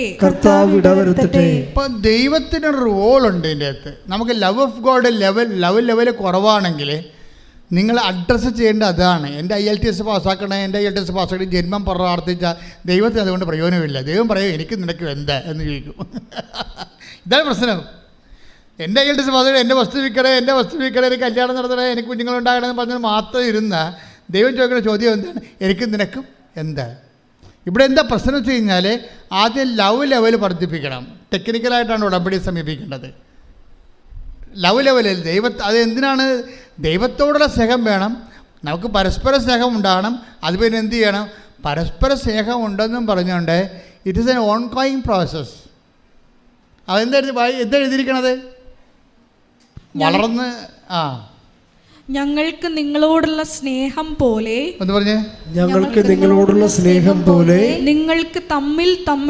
നിങ്ങൾക്ക് തമ്മിലും മറ്റെല്ലാവരോടുമുള്ള സ്നേഹം വളർന്ന് സമൃദ്ധമാകാൻ കർത്താവ് ഇടവരുത്തട്ടെ. അപ്പൊ സ്നേഹം കുറഞ്ഞാൽ അതിനകത്ത് റോള് ദൈവത്തിനുണ്ട്, ഉറപ്പല്ലേ? അപ്പം നിങ്ങൾ പ്രാർത്ഥിക്കുമ്പോൾ നിങ്ങളുടെ ലവ് ലെവൽ വർദ്ധിക്കാൻ വേണ്ടി അതിനെ ടാർഗറ്റ് ചെയ്യണം. നിങ്ങൾ ടാർഗറ്റ് ചെയ്യേണ്ടത് പക്ക മെറ്റീരിയൽ വിഷയമാണ്. ദൈവത്തിന് അതിൻ്റെ അകത്ത് റോളൊന്നുമില്ല. എനിക്ക് നിനക്കും എന്ത് എന്ന് ചോദിക്കുന്നതിൻ്റെ കാരണം അതാണ്. അപ്പോൾ എനിക്ക് നിനക്കും എന്ത് എന്ന് ചോദിക്കുമ്പോൾ തന്നെ ഒരു മെറ്റീരിയൽ ബെനിഫിറ്റ്സ് നമുക്ക് ലഭിക്കുന്നതിനോടുള്ള കർത്താവിൻ്റെ നിലപാട് it is very evident, it is clear. അറിഞ്ഞ് കളിക്കണം കേട്ടോ. ഈ കളി ഉടമ്പടി ഒരു കളിയാണ്. അവിടെ നമ്മൾ ഇൻവെസ്റ്റ് ചെയ്യുമ്പോൾ സൂക്ഷിച്ച് കൈകാര്യം ചെയ്യണം. കാര്യം ഒരു മെറ്റീരിയൽ ബെനിഫിറ്റ്സ് മാത്രമാണ് ഉദ്ദേശിക്കണമെന്നുണ്ടെങ്കിൽ കർത്താവിൻ്റെ നിലപാട് എന്താണ്? Between us what is it, എനിക്കും നിനക്കും എന്ത്, പിന്നെ എന്താണ്, എൻ്റെ സമയം ഇനിയും സമഗതമായിട്ടില്ലല്ലോ. ഈ ഒരു പ്രശ്നത്തെയാണ് മറിയം ഓവർടേക്ക് ചെയ്യണത്. ഈ നമ്മൾ മറിയത്തെ വിളിക്കുന്ന ഒരു പേരുണ്ട്, എന്താണ്? ബോധജ്ഞാനത്തിൻ്റെ അതെന്താ കാര്യം? ഇവർ പരിശുദ്ധാത്മ ഫുൾ ഓഫ് ഗ്രേസ് അല്ലേ, ഇവർ കൃപ നിറഞ്ഞവളല്ലേ. അതുകൊണ്ട് കൃപ നിറഞ്ഞു കഴിഞ്ഞാൽ അതിൻ്റെ ജ്ഞാനം അറിയാൻ പറ്റും. ഇതിലെങ്ങനെയാണ്, ഇങ്ങനെ ഒരു വിഷയമുണ്ട്, അതിനെ എങ്ങനെയാണ് കൗൺട്രാക്ട് ചെയ്യണമെന്ന് അറിയാൻ പറ്റും. അതാണ് നമ്മൾ ജ്ഞാനപരം എന്ന് പറയണത്. അവർ മാലാഖ തന്നെ അവരെ കാണുമ്പോൾ സമയത്ത് പറഞ്ഞത് എന്താണ്? Hail Mary full of grace, കൃപ നിറഞ്ഞവൾ. കൃപ നിറഞ്ഞാൽ തന്നെ അതിൻ്റെ അർത്ഥം ജ്ഞാനപരം അതിൻ്റെ സമൃദ്ധി നിൽക്കുകയാണ്. അപ്പം അതുകൊണ്ട് ഒരു ഇഷ്യൂ ഉണ്ടായപ്പോൾ എൻ്റെ പ്രോബ്ലം, വേറൊരു പ്രശ്നമുണ്ട്. ഞങ്ങളുമൊക്കെ നിങ്ങളോട് ജ്ഞാനപരത്തിലാണ് ഉപദേശം തരണത്. പക്ഷേ എന്താ പ്രശ്നം എന്ന് വെച്ച് കഴിഞ്ഞാൽ, ഇപ്പം ഞാൻ ചിലരോട് പറയും, പ്രശ്നമായ വഴക്കായ സാരമില്ല, നീ തന്നത്തെ ഇറങ്ങിപ്പോകുന്ന ആളല്ലേ, നീ മര്യാദയ്ക്ക് കഴിച്ചെല്ലാം പറയും. ഞാൻ എത്രയും പറയത്തുള്ളൂ. പിന്നെ ആ ചാപ്റ്റർ ക്ലോസ് ചെയ്ത് കളയും. കാരണം ആൾക്കാരെ 2 മിനിറ്റല്ലേ കിട്ടത്തുള്ളൂ. അപ്പോൾ ഇവിടെ തന്നത്തെ ഇറങ്ങിപ്പോയാണെന്ന് എനിക്കറിയത്തില്ല. കർത്താവ് എന്നോട് പറയും, ഇവിടെ തന്നത്തെ ഇറങ്ങിപ്പോകുന്നതാണ് വഴക്കുണ്ടാക്കിയത്. അപ്പോൾ അത് ഞാൻ പറയും, നീ തന്നത്തെ ഇറങ്ങിപ്പോയ ആളല്ലേ, നീ തന്നെ പോയിക്കൊള്ളാൻ പറയും, നീ തന്നെ റെസെറ്റ് ചെയ്യാൻ പറയും. പക്ഷേ ഇവിടെ ജന്മം കൊണ്ട് പോകത്തില്ല. കാര്യം ഇവർക്ക് ചമ്മലല്ലേ. കാര്യത്തിൽ ഇവിടെ തന്നത്തെ ഇറങ്ങിപ്പോയതാണ്. അപ്പം നമ്മളവിടെ എളിമപ്പെടണം. എളിമപ്പെട്ടിട്ട് സോറി പറയാൻ ബാധ്യസ്ഥമാണ്. പക്ഷേ ഈ അഹങ്കാരം ഹുങ്ക് പിടിച്ച സാധനം ഈ ജന്മത്തെ സോറി പറയത്തില്ല. കാരണം മർക്കടം മുട്ടിയാണ്. കുരങ്ങിൻ്റെ പരിപാടി അതല്ല. അകത്ത് ശർക്കര പോയി കഴിഞ്ഞാൽ ആൾക്കാർ നമ്മളെ തല്ലിക്കൊല്ലാൻ വേണ്ടി വരുമ്പോഴും ആ ശർക്കര ഒന്നും വിടത്തില്ല ഒരിക്കലും. അതാണ് മർക്കടം മുട്ടി എന്ന് പറയുന്നത്. പണ്ട് കുരങ്ങിനെ പിടിക്കുന്ന പരിപാടി എങ്ങനെ ഇരുന്നില്ല, തൊണ്ണെന്ന് പറഞ്ഞതിൻ്റെ കരിക്ക് തുളച്ച് അതിൻ്റെ അകത്ത് ശർക്കര കൊണ്ടിട്ട് വെക്കും. അപ്പോൾ കുരങ്ങ് വന്ന് വെച്ച് ഇതിൻ്റെ അകത്ത് കൈയിടും. കൈയിട്ട് കഴിയുമ്പോൾ ശർക്കരക്കരി പിടിക്കും. അപ്പോഴേ പിടിക്കുന്ന സമയത്ത് ആൾക്കാർ കുരങ്ങിനെ പിടിക്കാൻ വേണ്ടി കുരങ്ങ് രസായത്തിന് വടിയും കൊണ്ട് വരും. അപ്പോൾ പക്ഷേ കുരങ്ങ് വിട്ട് കൊടുക്കത്തില്ല. ആ ശർക്കരന്ന് വിടത്തില്ല അവൻ. മര്യാദക്കാവും ബുദ്ധിപൂർവ്വം ഒരു വിവേകം ഉണ്ടെങ്കിൽ ആ കൈ വിട്ടാൽ ഊരിക്കൊണ്ട് പോകാൻ പറ്റും. പക്ഷേ പാവപ്പെട്ട വിടത്തില്ല. ഇങ്ങനെ മർക്കട മുട്ടിയോടുകൂടി തമ്മിൽ തല്ലി തലകീറി മക്കളെ വഴിയാധാരമാക്കി മരിച്ചുപോയ മനുഷ്യർ എന്തുമാത്രമാണ്. അതുകൊണ്ടാണ് അനുതാപം അവിടെ വരണത്. ഇത് ഒറ്റ നടക്ക് പോകത്തില്ലേ. അനുതാപം വരണം അവിടെയാണ്. ഈ വിഷയത്തിൽ നിനക്ക് അനുതാപം ഉണ്ടാകണമെന്ന് ദൈവം ആഗ്രഹിക്കുന്നുണ്ട്. അനുതാപം എന്ന് പറഞ്ഞാൽ എന്താണ്? നിൻ്റെ ജീവിത വിഷയത്തിൽ നിന്നേക്കാൾ വലുതായിട്ട് ക്രിസ്തുവിനെ കാണുന്നതാണ് അനുതാപം. ശ്രദ്ധിക്കട്ടെ. ഹല്ലേലൂയ. നിങ്ങളെ ഈ തീക്കൊള്ളി കൊണ്ട് നമ്മൾ തൊട്ടാൽ പൊള്ളുന്ന കാര്യം വ്യക്തമാണ്. സത്യമായ ഒരു വിഷയത്തോട് നിങ്ങൾ ഇടപെടുമ്പോൾ നിങ്ങളുടെ മനസ്സിലിരിപ്പ് ദൈവത്തിനറിയാം. അതുകൊണ്ട് നിങ്ങൾ ആദ്യമേ തന്നെ ഒരു ധാരണയിലെത്തണം നല്ലതാണ്. ക്രിസ്തുവേ, ഉടമ്പടിക്കാലം കഴിഞ്ഞാലും അങ്ങയുടെ ചൈതന്യത്തിൽ ഞാൻ ജീവിക്കും. നാട്ടുകാരെ ബോധിപ്പിക്കാനല്ലെങ്കിലും അങ്ങയുടെ ചൈതന്യത്തിൽ ഞാൻ ജീവിക്കും. പല ആൾക്കാരും ഇന്ന് അവിടെ അവിശ്വാസം നിലനിർത്തുന്നത് നാട്ടുകാരെ ബോധിപ്പിക്കാനാണ്. ഇപ്പം എന്നെ പള്ളിയിൽ അടക്കണ്ട എന്നൊക്കെ ഒരു സമയത്ത് സ്റ്റൈൽ ആൻഡ് സ്റ്റാൻഡേർഡായിട്ട് എന്തുമാത്രം മനുഷ്യർ പറയും. അങ്ങനെ പറയുമ്പോൾ അവർ ഉദ്ദേശിക്കണത് എന്താ? ഒന്നെങ്കിൽ അവർ സാഹിത്യകാരന്മാരായിരിക്കും, അല്ലെങ്കിൽ അവർ രാഷ്ട്രീയക്കാരായിരിക്കും, അല്ലെങ്കിൽ അവർ സിനിമ നടന്മാരായിരിക്കും. എന്നാൽ ബഹുജനങ്ങളുടെ പിന്തുണ വേണമെന്ന് ആഗ്രഹിക്കുന്നവരായിരിക്കും. എനിക്ക് ഈ വിശ്വാസ സമൂഹത്തിൻ്റെ പിന്തുണ മാത്രം പോരാ, എനിക്ക് ബഹുജനങ്ങളുടെ മുഴുവൻ പിന്തുണ വേണമെന്ന് ഉദ്ദേശിക്കുന്നവർ എന്തു ചെയ്യും? ആദ്യത്തെ അവർക്ക് തള്ളിപ്പറയാൻ പറ്റുന്നത് ദൈവത്തെയാണ്. ദൈവത്തെ തള്ളി പറഞ്ഞുകൊണ്ട് ന്യൂട്രലായിട്ട് നിൽക്കും. സിനിമ നടന്മാരൊക്കെ ന്യൂട്രലായിട്ട് നിൽക്കുന്നവരുണ്ട്. അവിടെ ഉള്ളിൽ വിശ്വാസമുണ്ട്, പക്ഷേ തള്ളിപ്പറഞ്ഞാൽ പടം കിട്ടത്തില്ല. അതുകൊണ്ട് അവരവിടെ നിൽക്കും. പാട്ടുകാരങ്ങനെ ഉണ്ട്, അതുപോലെ തന്നെ രാഷ്ട്രീയക്കാരങ്ങനെ ഉണ്ട്, ന്യൂട്രലായിട്ട് നിൽക്കും അവർ. ക്രിസ്തുവിനെ ഏറ്റുപറയുന്ന ഒരു മനുഷ്യൻ്റെ ദുരന്തത്തിൽ, ആധ്യാത്മിക ദുരന്തത്തിൻ്റെ ഏറ്റവും വലുത് ക്രിസ്തുവിനെ അവന് പ്രഘോഷിക്കാൻ പറ്റാത്തൊരവസ്ഥ അവൻ തന്നെ സൃഷ്ടിക്കുന്നതാണ്. ശ്രദ്ധിക്കട്ടെ. ഹല്ലേലൂയ.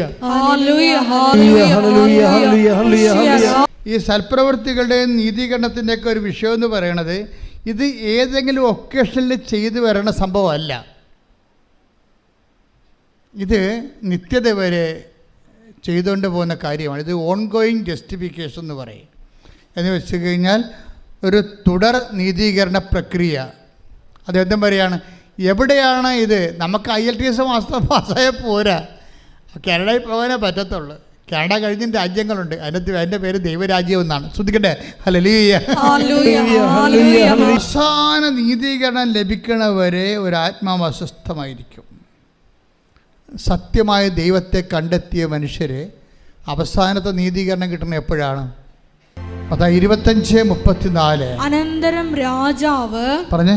അനന്തരം രാജാവ് തന്റെ വലതുഭാഗത്തുള്ളവരോട് അരുളി ചെയ്യും, തന്റെ വലതുഭാഗത്തുള്ളവരോട് അരുളി ചെയ്യും, എന്റെ പിതാവിനാൽ അനുഗ്രഹിക്കപ്പെട്ടവരെ, എന്റെ പിതാവിനാൽ അനുഗ്രഹിക്കപ്പെട്ടവരെ, വരുവിൻ, വരുവിൻ. ലോകസ്ഥാപനം മുതൽ നിങ്ങൾക്കായി സജ്ജമാക്കിയിരിക്കുന്ന രാജ്യം അവകാശപ്പെടുത്തുവിൻ. ഇതാണ് ലാസ്റ്റ് ജസ്റ്റിഫിക്കേഷൻ. നിങ്ങൾക്കായി ഒരുക്കിയിരിക്കുന്ന രാജ്യം അവകാശപ്പെടുത്താൻ പറയണത് വരെ we are in the process of justification. നീതികണ്ഠത്തിൻ്റെ പ്രോസസ്സാണ്. അച്ഛൻ എന്താ ഇങ്ങനെ പറയണമെന്ന് ചോദിച്ചു കഴിഞ്ഞാൽ, നിങ്ങളൊരു ഒക്കേഷണൽ ജസ്റ്റിഫിക്കേഷന് വേണ്ടി കുറച്ച് സൽപ്രവൃത്തികൾ ഇപ്പം ചെയ്യുകയാണ്. ഇതിനകത്ത് വരുന്നവർ ഇതുകൊണ്ട് ഉടമ്പടി ലാഗ് ചെയ്യണതിൻ്റെ കാരണം, 1, നിങ്ങൾ ഇതുകൊണ്ട് അവസാനിപ്പിക്കാൻ പോകുന്ന ദൈവത്തിന് അറിയാം. 2, നിങ്ങളിത് ചെയ്യണ ദൈവസ്നേഹത്തോടെ അല്ല. അപ്പം പിന്നെ ഇത് ഓവർകം ചെയ്യാനുള്ള മാർഗം എന്താണ്? ദൈവത്തോട് നേരത്തെ മുൻകൂർ ജാമ്യം പറയണം. ഞാൻ ഇതുകൊണ്ട് ക്രിസ്തീയ ജീവിതം അവസാനിപ്പിക്കത്തില്ല, ഞാൻ ദൈവസ്നേഹത്തോട് മാത്രമേ എൻ്റെ ജീവിതം ചെയ്യത്തുള്ളൂ. പക്ഷേ ഇങ്ങനെ നൗ ആൻഡ് ദെൻ ആയിട്ടൊരു വ്യക്തിക്ക് അത് ഐഡിയലല്ല. നൗ ആൻഡ് ദെൻ, അപ്പോഴും ഇപ്പോഴൊക്കെ ആയിട്ട് കുറച്ച് സൽപ്രവൃത്തികൾ ചെയ്ത് അത് ഫങ്ഷനായിട്ട് മാറ്റാം. പക്ഷേ മിഷനായിട്ടാണ് ഇത് വരേണ്ടത്. എന്താ കാര്യം വെച്ച് കഴിഞ്ഞാൽ, നാം ഇപ്പം ക്രിസ്തീയ ജീവിതം യോഹന്നാന്റെ സുവിശേഷം 14:15 എടുത്ത് ശ്രദ്ധിക്കട്ടെ. ഹല്ലേലൂയ, ഹല്ലേലൂയ, ഹല്ലേലൂയ, ഹല്ലേലൂയ, ഹല്ലേലൂയ. യേശുവേ നന്ദി. ഹല്ലേലൂയ, ഹല്ലേലൂയ. യേശുവേ സ്തുതി. ഹല്ലേലൂയ. 14:15. യോഹന്നാൻ 14:15. നിങ്ങൾ എന്നെ സ്നേഹിക്കുന്നുവെങ്കിൽ, പറഞ്ഞ്, നിങ്ങൾ എന്നെ സ്നേഹിക്കുന്നുവെങ്കിൽ എന്റെ കൽപ്പന പാലിക്കും. എന്റെ കൽപ്പന പാലിക്കും. അടുത്ത വചനം വായിച്ചേ. ഞാൻ പിതാവിനോട് അപേക്ഷിക്കുകയും എന്നേക്കും നിങ്ങളോട് കൂടെ ആയിരിക്കാൻ മറ്റൊരു സഹായകനെ അവിടുന്ന് നിങ്ങൾക്ക് തരികയും ചെയ്യും. അപ്പോൾ 1, ഈ കാര്യങ്ങളെല്ലാം 14:15 അനുസരിച്ചാണ് ചെയ്യേണ്ടത്. എന്താണ്? ദൈവസ്നേഹത്തോടെയാണ് ചെയ്യേണ്ടത്. അങ്ങനെ ദൈവസ്നേഹത്തോട് ചെയ്തു കഴിഞ്ഞാൽ ക്രിസ്തു നമ്മളിൽ വസിക്കുന്നത് അവൻ്റെ ആത്മാവോട് കൂടിയായിരിക്കുമെന്നാണ് കർത്താവിൻ്റെ വെളിപ്പെടുത്തൽ, വചനത്തിൻ്റെ വെളിപ്പെടുത്തൽ. പ്രാർത്ഥിക്കുക. കർത്താവായ ദൈവമേ, അപ്പോഴും ഇപ്പോഴും നല്ല പ്രവൃത്തികൾ ചെയ്യുന്ന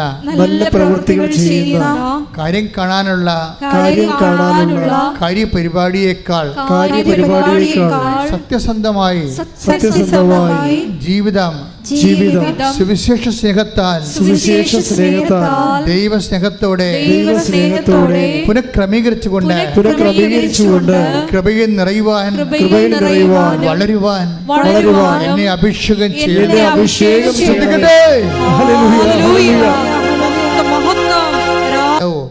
എന്തുമാത്രം ആൾക്കാരാണ് മാതാവിന് സംസാരിക്കണം. അവിടെ പ്രാർത്ഥന തന്നെ സ്നേഹത്തിൻ്റെ സംസാരമാക്കി മാറ്റി. അപ്പോൾ അവിടെ ദൈവസ്നേഹം കൂടി ലവ് ലെവൽ വർദ്ധിപ്പിച്ചു. ഇത് ഉടമ്പടി പെട്ടെന്ന് കത്താനുള്ളൊരു മാർഗ്ഗമാണിത്. എന്താണ്? നിങ്ങളുടെ ലവ് ലെവൽ വർദ്ധിപ്പിക്കണം. ലവ് ലെവൽ വർദ്ധിപ്പിക്കുമ്പോൾ ഒരു കുഴപ്പമുണ്ട്. എന്താ പ്രശ്നം? നിങ്ങളുടെ വെറുപ്പ്, വിദ്വേഷം, പക, ചതി, അഹങ്കാരം, മുൻകോപം, കലഹം, ഭിന്നത, അതെല്ലാം മാറ്റേണ്ടി വരും. പക്ഷെ അതെല്ലാം മാറ്റേണ്ടി വരുമെന്ന് പറയുമ്പോഴേ നിങ്ങൾക്കറിയാമല്ലോ, ക്രിസ്തുവിൻ്റെ വചനങ്ങൾ, ചില വചനങ്ങൾ അച്ഛൻ പറഞ്ഞിട്ടുണ്ട് ഭയങ്കര കഠിനമാണെന്ന്. അല്ലേ? ക്രിസ്തുവിൻ്റെ വചനങ്ങൾ കഠിനമാണ്. കഠിനമല്ല സംഭവം. എന്ന് വെച്ച് കഴിഞ്ഞാൽ ദൈവസ്നേഹം ഇല്ലാതെ ചില വചനങ്ങൾ ക്രാക്ക് ചെയ്യാൻ പറ്റത്തില്ല. കാര്യം ഇതിനകത്ത് ദൈവത്തെ കാണണ്ടേ. ഇപ്പം നിന്നോട് ചണ്ട കൂടി നിൻ്റെ ഉടുപ്പ് കരസ്ഥമാക്കാൻ ഉദ്യമിക്കുന്നവന് അവനിൽ പോലും അവനെന്താ കൊടുക്കേണ്ടത്? മേലെങ്കിൽ കൂടി കൊടുക്കാൻ. കാര്യം എന്താണ്? ഇവനെ ക്രിസ്തുവായിട്ടാണ് നമ്മൾ കാണേണ്ടത്. മനസ്സിലായി? ക്രിസ്തുവിൻ്റെ വേറെ എന്നെ വിശുദ്ധിയിൽ വളർത്താൻ, എന്നെ കൃപയിൽ ഉയർത്താൻ ക്രിസ്തു വേറെ ഒരു വേഷമായി എന്നെ പരിപാലിക്കുകയാണ്. ഇത് ഭയങ്കരമാണ്. ഇതുകൊണ്ടാണ് നീ ശത്രുവിനെ പോലും ഐഡൻറ്റിഫൈ ചെയ്യണമെന്ന് പറയണത്. അല്ലേ? അങ്ങനെ വചനമില്ലേ? ശത്രുവിനെ സ്നേഹത്തെക്കുറിച്ച് പറയുമ്പോൾ ശ്രദ്ധിക്കട്ടെ മക്കളെ, ശ്രദ്ധിക്കട്ടെ. ഹല്ലേലൂയ, ഹല്ലേലൂയ, ഹല്ലേലൂയ, ഹല്ലേലൂയ. മത്തായി ശ്ലീഹയുടെ സുവിശേഷം 5:43 എടുത്തേ.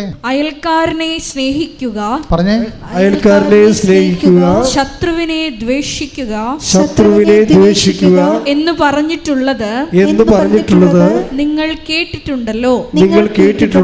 എന്നാൽ ഞാൻ നിങ്ങളോട് പറയുന്നു, ശത്രുക്കളെ സ്നേഹിക്കുവിൻ, നിങ്ങളെ പീഡിപ്പിക്കുന്നവർക്ക് വേണ്ടി പ്രാർത്ഥിക്കുവിൻ. അങ്ങനെ നിങ്ങൾ നിങ്ങളുടെ സ്വർഗസ്ഥനായ പിതാവിന്റെ മക്കളായി തീരും. ഇതൊരു ഭയങ്കര ഗോസ്പൽ മെക്കാനിസമാണ്. ദൈവത്തിൻ്റെ ലക്ഷ്യം എന്താണ്? നിങ്ങളെ സ്വർഗസ്ഥനായ പിതാവിൻ്റെ മക്കളാക്കുകയാണ്. അല്ലാതെ അവരോട് ക്ഷമിച്ചിട്ട് നാണം കെടുക്കുക എന്നുള്ളതിലാണ് നിങ്ങൾ പ്രാധാന്യം കൊടുക്കുന്നത്, ഇല്ലേ? നമ്മളെ തന്തയ്ക്ക് വിളിച്ച് എൻ്റെ അടുത്ത് പോയി നമ്മൾ പിന്നെ അങ്ങോട്ട് ക്ഷമിക്കാനല്ല പറഞ്ഞിരിക്കണത്. അപ്പോൾ നമ്മൾ ഓർക്കുന്നത് എന്ത് പരിപാടി, അവൻ പിന്നെയും നമ്മൾ കളിയാക്കത്തില്ലേ? അപ്പോൾ നമ്മളെ മാനുഷികതയാണ് നമ്മൾ അവിടെ അഡ്രസ്സ് ചെയ്യണത്. ക്രിസ്തു നമ്മുടെ മാനുഷികത അല്ല അഡ്രസ്സ് ചെയ്യണത്. എന്താ പറയണത്? നിങ്ങളെ അങ്ങനെ ചെയ്താൽ നിങ്ങൾ ദൈവരാജ്യത്തിൻ്റെ മക്കളായി മാറുമെന്നാണ്. എന്താ പ്രശ്നം വെച്ച് കഴിഞ്ഞാൽ, നമ്മുടെ ലവ് ലെവൽ വർദ്ധിപ്പിക്കാൻ വേണ്ടി ഒരു ശത്രുവിൻ്റെ വേഷം കൊണ്ട് ദൈവം വരികയാണ്. ദൈവം തന്നെയാണത്, മനസ്സിലായില്ലേ? അത് വളരെ ശ്രദ്ധിച്ചാൽ മനസ്സിലാകും. ആധ്യാത്മിക ജ്ഞാനം വേണം ഈ വിഷയത്തിൽ. നമ്മളെ ദൈവ പൈതലാക്കാൻ വേണ്ടി എന്താ ചെയ്തത്? ദൈവം എന്ത് വേഷം കെട്ടാനും തയ്യാറാണ്. അതിലൊരു വേഷമാണ് ശത്രുത എന്ന് പറയണത്. നിങ്ങൾ ചണ്ട കൂടുന്ന വേഷം, ചിലപ്പോൾ അതിൻ്റെ അകത്ത് ജ്ഞാനപരമുള്ളവൻ. അതുകൊണ്ടാണ് ക്രിസ്തു മിണ്ടാതിരിക്കും എപ്പോഴും, കുരിശിൽ പോരും. എന്താ കാര്യം? ഇതെല്ലാം പിതാവാണെന്ന് ഈശോയ്ക്ക് അറിയാമായിരുന്നു. ഈ കുരിശിലുള്ള പീഡകളെല്ലാം പിന്നിലെല്ലാം പിതാവിൻ്റെ പാപത്തിന് പരിഹാരം ചെയ്യാൻ തന്നോട് ആവശ്യപ്പെട്ടുകൊണ്ട് പിതാവിൻ്റെ അദൃശ്യമായ സാന്നിധ്യം ഇതിൻ്റെ പിന്നിലുള്ളത് കൊണ്ടാണ് അവൻ കൊല്ലാൻ പോകുന്ന കുഞ്ഞാടിനെ പോലെ മൗനനായിരുന്നത്. ശ്രദ്ധിക്കട്ടെ. ഹല്ലേലൂയ, ഹല്ലേലൂയ, ഹല്ലേലൂയ. യേശുവേ നന്ദി. ഹല്ലേലൂയ, ഹല്ലേലൂയ, ഹല്ലേലൂയ. ഹല്ലേലൂയ, ഹല്ലേലൂയ, ഹല്ലേലൂയ. പരിശുദ്ധ പരമദിവ്യകാരുണ്യത്തിന് എന്നേരവും ആരാധനയും സ്തുതിയും പുകഴ്ചയും ഉണ്ടായിരിക്കട്ടെ. എന്താണ് ഇങ്ങനെ പറയാൻ കാരണമെന്ന് ചോദിച്ചു കഴിഞ്ഞാൽ, അതിൻ്റെ കാരണം എന്താണ്? എനിക്ക് വിശന്നോ, എനിക്ക് ദാഹിച്ചു, നിങ്ങളിലേക്ക് കുടിക്കാൻ തന്നോ? അപ്പോൾ അവരോട് ചോദിക്കും, അവർ ഈശോയോട് ചോദിക്കും, നിന്നെ എപ്പോഴാണ് വിശക്കുന്നതിനെ കണ്ടത്? എൻ്റെ ഏറ്റവും എളിയവനിൽ നീ കൊടുത്തപ്പോൾ എനിക്ക് തന്നെയാണ് ചെയ്തു തന്നത്. അപ്പോൾ ഈ ശത്രുവിനെ നമ്മൾ സ്നേഹിക്കുമ്പോൾ ഈ ശത്രുതയല്ല ഏറ്റവും കൂടുതൽ എന്നെ ഹർട്ട് ചെയ്യണത്.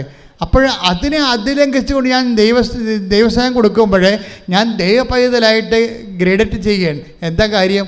നിത്യത കണ്ടുകൊണ്ടാണ് വചനങ്ങളെല്ലാം കഠിനമാക്കി വെച്ചിരിക്കുന്നത്. നിത്യതയുടെ ഒരു വാട്ടർ മാർക്ക് എല്ലാ വചനങ്ങളിലും ഉണ്ട്, പ്രത്യേകിച്ച് കടുപ്പമുള്ള വചനങ്ങളിൽ. വെളിപാട് 22:11. അനീതി ചെയ്തിരുന്നവൻ, പറഞ്ഞേ, അനീതി ചെയ്തിരുന്നവൻ ഇനിയും അനീതി ചെയ്തു കൊള്ളട്ടെ. കൈയടിച്ച് ചെയ്തു കൊള്ളട്ടെ. എങ്ങനെയുണ്ട് പരിപാടി? കേട്ടോ കേട്ടോ കേട്ടോ. ബൈബിള് തീരാൻ പോകുകയാണ്. ലാസ്റ്റ് വാക്കുകളാണ്. എന്താണ്? അനീതി ചെയ്തിരുന്നവൻ ഇനിയും അനീതി ചെയ്തു കൊള്ളട്ടെ. പാപക്കറ പുരണ്ടവൻ ഇനിയും അങ്ങനെ തന്നെ കഴിഞ്ഞുകൊള്ളട്ടെ. നീതിമാൻ ഇനിയും നീതി പ്രവർത്തിക്കട്ടെ. വിശുദ്ധൻ ഇനിയും വിശുദ്ധീകരിക്കപ്പെടട്ടെ. ലാസ്റ്റ് സമയത്തിൻ്റെ അവസാനം ആരെയും മാനസാന്തരയ്ക്ക് വിളിക്കാത്ത ലോകത്തിലെ ഒരേ ഒരു പുസ്തകമാണ് ബൈബിൾ. എന്താ കാര്യം വെച്ച് കഴിഞ്ഞാൽ, കുറേ പേര് ബ്രാൻഡഡ് ആയിരിക്കുകയാണ്. അവൻ മാനസാന്തരപ്പെടാൻ ദൈവം ആഗ്രഹിക്കുന്നില്ല. കാര്യം അത് വരപ്രസാദമാണ്. മാനസാന്തരം ദൈവം നിങ്ങൾക്ക് നൽകുന്ന മനസ്സലിവാണ്. കഠിനമായ മനസ്സുള്ളവർ കഠിനമായിട്ട് തന്നെ പോകട്ടെ എന്ന് പറയും. കഠിനമല്ലാതെ മനസ്സലിവുള്ളവനായി നിൽക്കട്ടെ, ഇനി സമയമില്ലെന്ന് പറയും. എല്ലാ മനുഷ്യരുടെ മുന്നിൽ ഈ സമയമില്ലാത്തൊരു സമയം വന്നിട്ട് പറയും, don't repeat, don't contrite, don't have contrition, don't repent. എന്നെയും നിൻ്റെയും മുഖത്ത് നോക്കി ദൈവം എന്നെങ്കിലും ഇനി മാനസാന്തരപ്പെടണമെന്ന് പറഞ്ഞാൽ ഒരു തീരുമാനമാകും. അപ്പോഴേ ഇതൊരു സമയമാണ്. മാനസാന്തരം ഒരു സമയമാണ്. ഹൃദയത്തിൻ്റെ അലിവ് ഞാൻ എപ്പോഴും ഓർക്കുകയും ഒരു ലേവ്യ പുരോഹിതൻ ബൈബിളിൽ കഥ പറയുമ്പോൾ കർത്താവ് അതിൻ്റെ അകത്ത് ഞാൻ പറഞ്ഞില്ലേ നിത്യതയുടെ വാട്ടർ മാർക്ക് തന്നെ വെക്കുക. നിത്യതയുടെ ഒരു ജലമുദ്ര വെച്ചിട്ടാണ് ബൈബിൾ ചെയ്തിരിക്കുന്നത്. ഇപ്പോൾ ഓരോ കഥ പറയുമ്പോഴും അതിൻ്റെ അകത്ത് ഈ നിത്യതയുടെ വാട്ടർ മാർക്ക് കാണാം. എന്താ പറയണത്? ഒരു മനുഷ്യൻ ചോദിച്ചു, നിത്യജീവൻ പ്രാപിക്കാൻ ഞാൻ എന്ത് ചെയ്യണം? അപ്പോൾ ഈശോ പറഞ്ഞു, നിയമത്തിൽ എന്താണ് എഴുതിയിരിക്കണത്? അപ്പോൾ അവരെന്ത് പറയും? എല്ലാത്തിനേക്കാളും ഒരു ദൈവത്തെ സ്നേഹിക്കുക, നിന്നെപ്പോലും നിൻ്റെ അയൽക്കാരനെ സ്നേഹിക്കുക. എന്നാൽ നീ പോയി അതുപോലെ ചെയ്യുക. അപ്പം അവൻ ചോദിക്കും, തിരിച്ചു ചോദിക്കും, ആരാണ് എൻ്റെ അയൽക്കാരൻ? അപ്പോൾ ഈശോ പറയും, ഒരു മനുഷ്യൻ ജെറുസലേമിൽ നിന്ന് ജെറീക്കോയിലേക്ക് പോവുകയായിരുന്നു. കള്ളന്മാരുടെ കൈ അകപ്പെട്ടു. അവൻ്റെ വസ്തുവകൾ അടിച്ചു മാറ്റിയിട്ട് അവനെ മൃതപ്രായനായിട്ട് വഴി തള്ളി. ആ വഴിക്കൊരു ലേവ്യൻ പോയി, ആ വഴിക്കൊരു പുരോഹിതൻ പോയി. രണ്ട് കക്ഷികളും അൾത്താരയുമായിട്ട് ബന്ധപ്പെട്ട പാർട്ടിയാണ്. ലേവ്യനായാലും ശരി, അവരിൽ നിന്നാണ് പുരോഹിതനുണ്ടാകുന്നത്. അപ്പോൾ ഈ കർത്താവിനോട് അടുത്ത ശുശ്രൂഷ ചെയ്യുന്ന രണ്ട് കക്ഷികളെ ഈശോ കഥയിൽ കൊണ്ടുവരികയാണ്. എന്നിട്ട് കർത്താവുമായിട്ട് ഒരു അടുപ്പമില്ലാത്ത ഒരു സമറിയാക്കാരനെ കൊണ്ടുവരും. വ്യത്യാസം എന്താണെന്ന് ചോദിച്ചു കഴിഞ്ഞാൽ, ഈ രണ്ട് കക്ഷികളും എണ്ണയുമായിട്ട് കൈകാര്യം ചെയ്യുന്ന ആൾക്കാരാണ്. പുരോഹിതൻ എണ്ണയുമായിട്ട് കൈകാര്യം ചെയ്യുന്ന സദോക്ക് പുരോഹിതനാണ് സോളമനെ എണ്ണ ഒഴിച്ച് വാഴിച്ച ആളാണ്. പുരോഹിതന് എണ്ണ കൈകാര്യം ചെയ്യേണ്ട ആളാണ്. ലേവ്യ പുരോഹിതനും അൾത്താര എണ്ണ കൈകാര്യം ചെയ്യുന്ന ആളാണ്. പക്ഷേ ഈ രണ്ട് കക്ഷികളുടെ എണ്ണയില്ല. ഇനി ദൈവവുമായിട്ട് ബന്ധമില്ലാത്തൊരു മനുഷ്യന് എണ്ണയും കൊണ്ട് വരുന്നുണ്ട്. അവൻ്റെ പേരെന്താണ്? സമറിയക്കാരൻ. അവനിവനെ കണ്ടു, അടുത്ത് ചെന്നു എന്ന് ബൈബിൾ എന്നിട്ട് പറയും, അവൻ്റെ മനസ്സലിഞ്ഞു വന്നു. ശ്രദ്ധിക്കട്ടെ.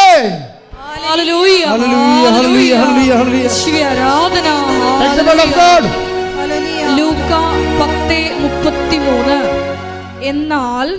എന്നാൽ ഒരു സമരിയാക്കാരൻ യാത്രാമധ്യേ അവൻ കിടന്ന സ്ഥലത്ത് വന്നു. അവനെ കണ്ട് മനസ്സലിഞ്ഞ് അടുത്തു ചെന്ന് എണ്ണയും വീഞ്ഞും ഒഴിച്ച് അവന്റെ മുറിവുകൾ വച്ചുകെട്ടി തന്റെ കഴുതയുടെ പുറത്ത് കയറ്റി ഒരു സത്രത്തിൽ കൊണ്ടുചെന്ന് പരിചരിച്ചു.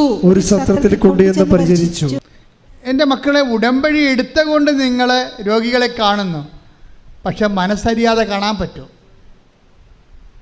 മനസ്സിലായില്ല? ഈ ഉടമ്പടി എടുത്തുകൊണ്ട് നിങ്ങൾ രോഗികളെ കാണുന്നു, അതുപോലെ തന്നെ ഓർഫണേജിൽ പോകുന്നു, വൃദ്ധസദനത്തിൽ പോകുന്നു, അവിടെ ഉടുപ്പലക്കുന്നു. പക്ഷേ എങ്ങനെയെങ്കിലും ദൈവം ഒന്ന് പ്രസാദിച്ച് എനിക്ക് ആ PR ഒന്ന് കിട്ടിയാൽ മതി. അതാണ് വിഷയം. അതിനകത്ത് വരുന്ന വിഷയം ഇതാണ്. പക്ഷെ അതിന് വേണ്ട കണ്ടന്റ് എന്താണ്? ഈ മനസ്സലിവാണ്.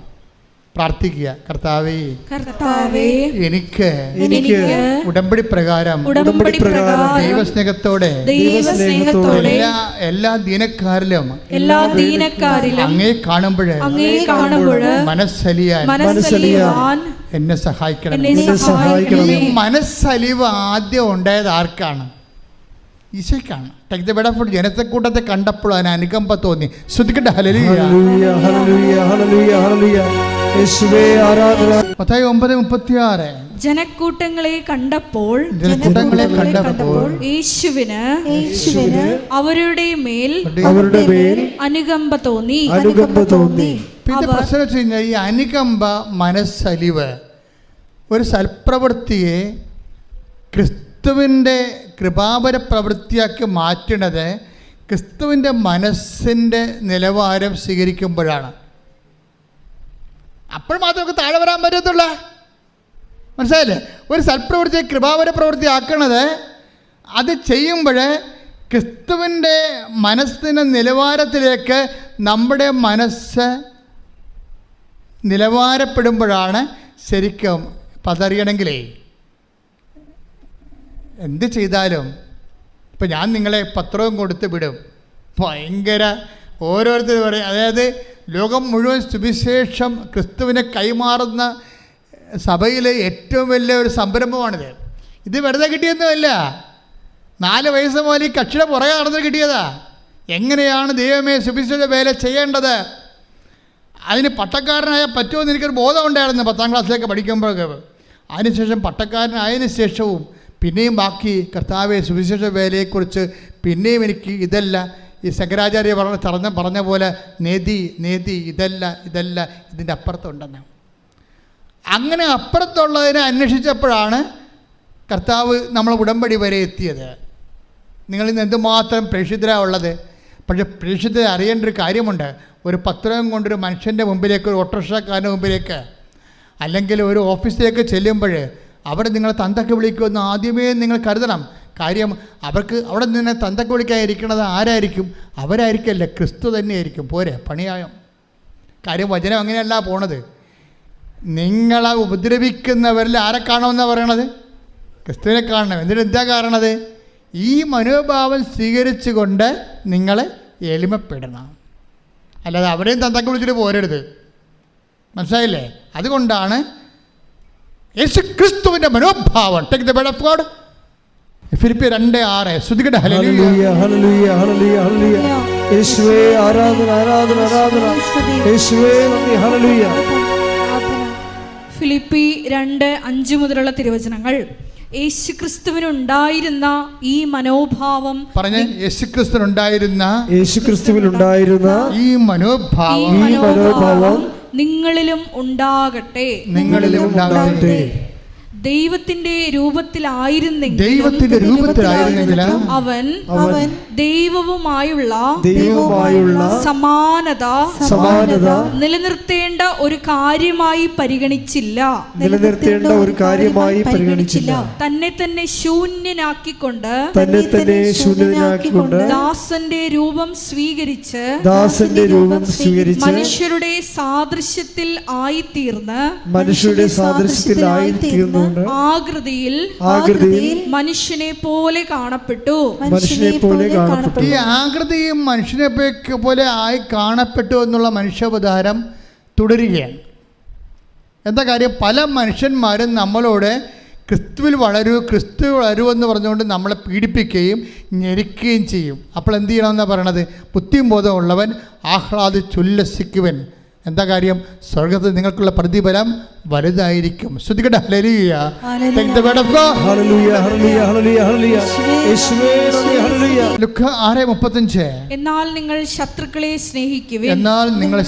സ്നേഹിക്കുവിൻ. തിരിച്ചു കിട്ടും എന്ന് പ്രതീക്ഷിക്കാതെ മറ്റുള്ളവർക്ക് നന്മ ചെയ്യുകയും വായ്പ കൊടുക്കുകയും ചെയ്യുവിൻ. അപ്പോൾ നിങ്ങളുടെ പ്രതിഫലം വലുതായിരിക്കും. നിങ്ങൾ അത്യുന്നതന്റെ പുത്രന്മാരായിരിക്കുകയും ചെയ്യും. മനുഷ്യർ നിങ്ങളെ അവഹേളിക്കുകയും വ്യാജമായ എല്ലാത്തരം കുറ്റങ്ങളും നിങ്ങളുടെ മേൽ ആരോപിക്കുകയും ചെയ്യുമ്പോൾ നിങ്ങൾ ആഹ്ലാദിച്ചുല്ലസിക്കുവിൻ. എന്ന് പറഞ്ഞ് മനുഷ്യർ നിങ്ങളെ അവഹേളിക്കുകയും എല്ലാ കുറ്റങ്ങളും നിങ്ങളുടെ മേൽ ആരോപിക്കുകയും ചെയ്യുമ്പോൾ ആഹ്ലാദിച്ചുല്ലസിക്കുവിൻ. എന്തുകൊണ്ടെന്നാൽ സ്വർഗത്തിലുള്ള പ്രതിഫലം വലുതായിരിക്കും. ഇപ്പൊ ചില സമയത്ത് ക്രിസ്തുവിന് വേണ്ടി ഇതുപോലെ അപമാനം ഏറ്റാൽ എന്ത് ചെയ്യണം? നമ്മൾ വിഷമിച്ച് വീട്ടിൽ പോരെന്നല്ല പറയണത്, ആഹ്ലാദിച്ച് ഉല്ലസിക്കണം. എന്താ കാര്യം? സ്വർഗത്തിൽ പറഞ്ഞ് നിങ്ങൾക്കുള്ള പ്രതിഫലം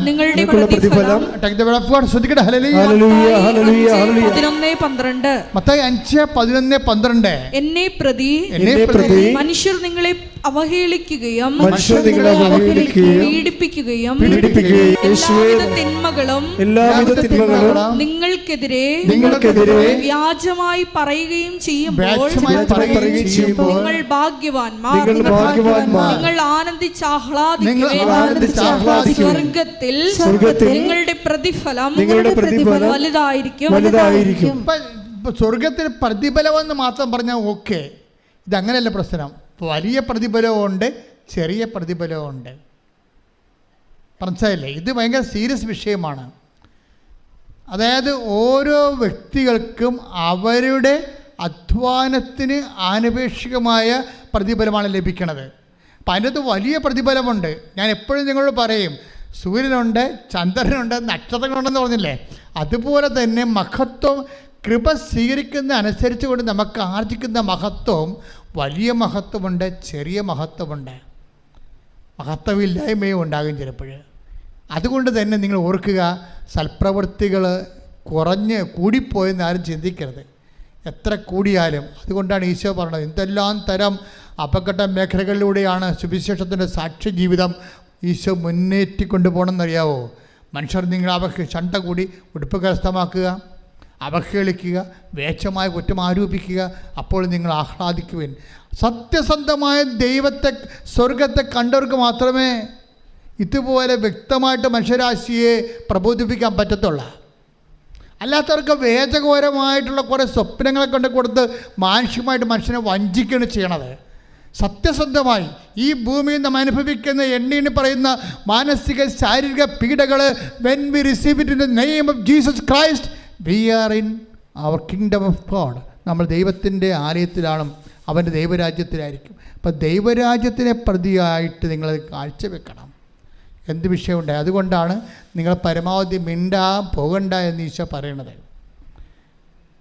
ശണ്ട കൂടാൻ പോകണ്ട എന്ന് ഈശോ പറയണത്. ചിലയിടത്ത് തോറ്റു കൊടുക്കാൻ പറയും, ചിലത് തല്ലും കൊണ്ട് പോരാൻ പറയും. എന്താ കാര്യം? നമുക്കിനിയും പോകാൻ ഇടമുണ്ട്. അതുകൊണ്ടാണ്. പോകാൻ ഇടമില്ലാത്തവർ തല്ലും കൊണ്ട് പോരണ്ട, തിരിച്ച് തല്ലിട്ട് പോരാൻ പറയും. അവർക്ക് പോകാൻ ഇടമില്ല.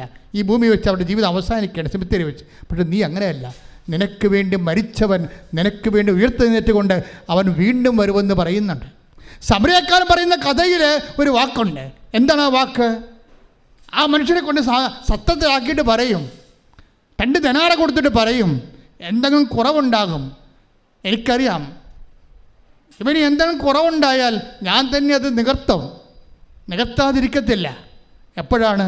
ഞാൻ തിരിച്ചു വരുമെന്ന്. ആരാണ് തിരിച്ചു വരാൻ പോണത്? നിനക്ക് വേണ്ടി ക്രൂശിക്കപ്പെട്ടവൻ തിരിച്ചു വരുമെന്ന് അവൻ പറഞ്ഞിട്ടുണ്ട്. അതാണ് ക്രിസ്തു. കൈയടിച്ച് കർത്താവേ. ലൂക്ക 10:35.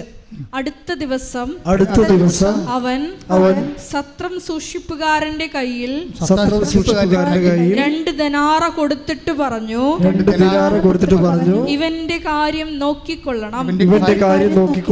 കൂടുതലായി എന്തെങ്കിലും ചെലവാകുന്നെങ്കിൽ ഞാൻ തിരിച്ചു വരുമ്പോൾ തന്നുകൊള്ളാം. ഈ സമരിയക്കാരൻ ആരാണെന്ന് ചോദിച്ചാൽ നമുക്കറിയാം. പരിശുദ്ധാത്മാവിലാണ് സുവിശേഷം വായിക്കുന്നുണ്ടെങ്കിൽ ആത്മാവ് അവനോട് പറയും, ഇത് നിനക്ക് വേണ്ടി ക്രൂശിക്കപ്പെട്ടവനാണ്. ഇവൻ്റെ കയ്യിരിക്കുന്ന വെള്ളം, ഇവൻ്റെ കയ്യിരിക്കുന്ന വീഞ്ഞും എണ്ണയുമാണ് നിന്നെ ആത്മാവിനെ പൂരിതമാക്കിയിരിക്കുന്ന ദൈവത്തിൻ്റെ കൃപ. ഇവനെന്താ പറയണത്? ആ സത്യസൂക്ഷിപ്പുകാരനോട് പറയുന്ന വാക്കുണ്ട്. എന്താ പറയണത്? എന്തെങ്കിലും കൂടി ചിലവാകണമെങ്കിൽ അതാരോട് പറയണതാ? ആരെല്ലാം കർത്താവിന് വേണ്ടി വേല ചെയ്യുന്നുവോ അവനോടെല്ലാം ദൈവം പറഞ്ഞ വാക്കാണ്. നിൻ്റെ സഹോദരന് വേണ്ടി, അമ്മയ്ക്ക് വേണ്ടി, അപ്പന് വേണ്ടി, അയൽവാസിക്ക് വേണ്ടി, നിൻ്റെ ശത്രുവിന് വേണ്ടി പോലും എന്തെങ്കിലും കൂടി നിൻ്റെ കയ്യിൽ ചിലവാകണമെങ്കിൽ എൻ്റെ ദൈവവേദനെ അത് സൗജന്യമല്ല. I will repay it. ഞാനത് തിരിച്ചു തരും. എപ്പോഴാണ്? ഞാൻ വരുമ്പോൾ വരണവരെ നീ കാത്തിരിക്കണം. കൈയടിച്ച് കിടന്ന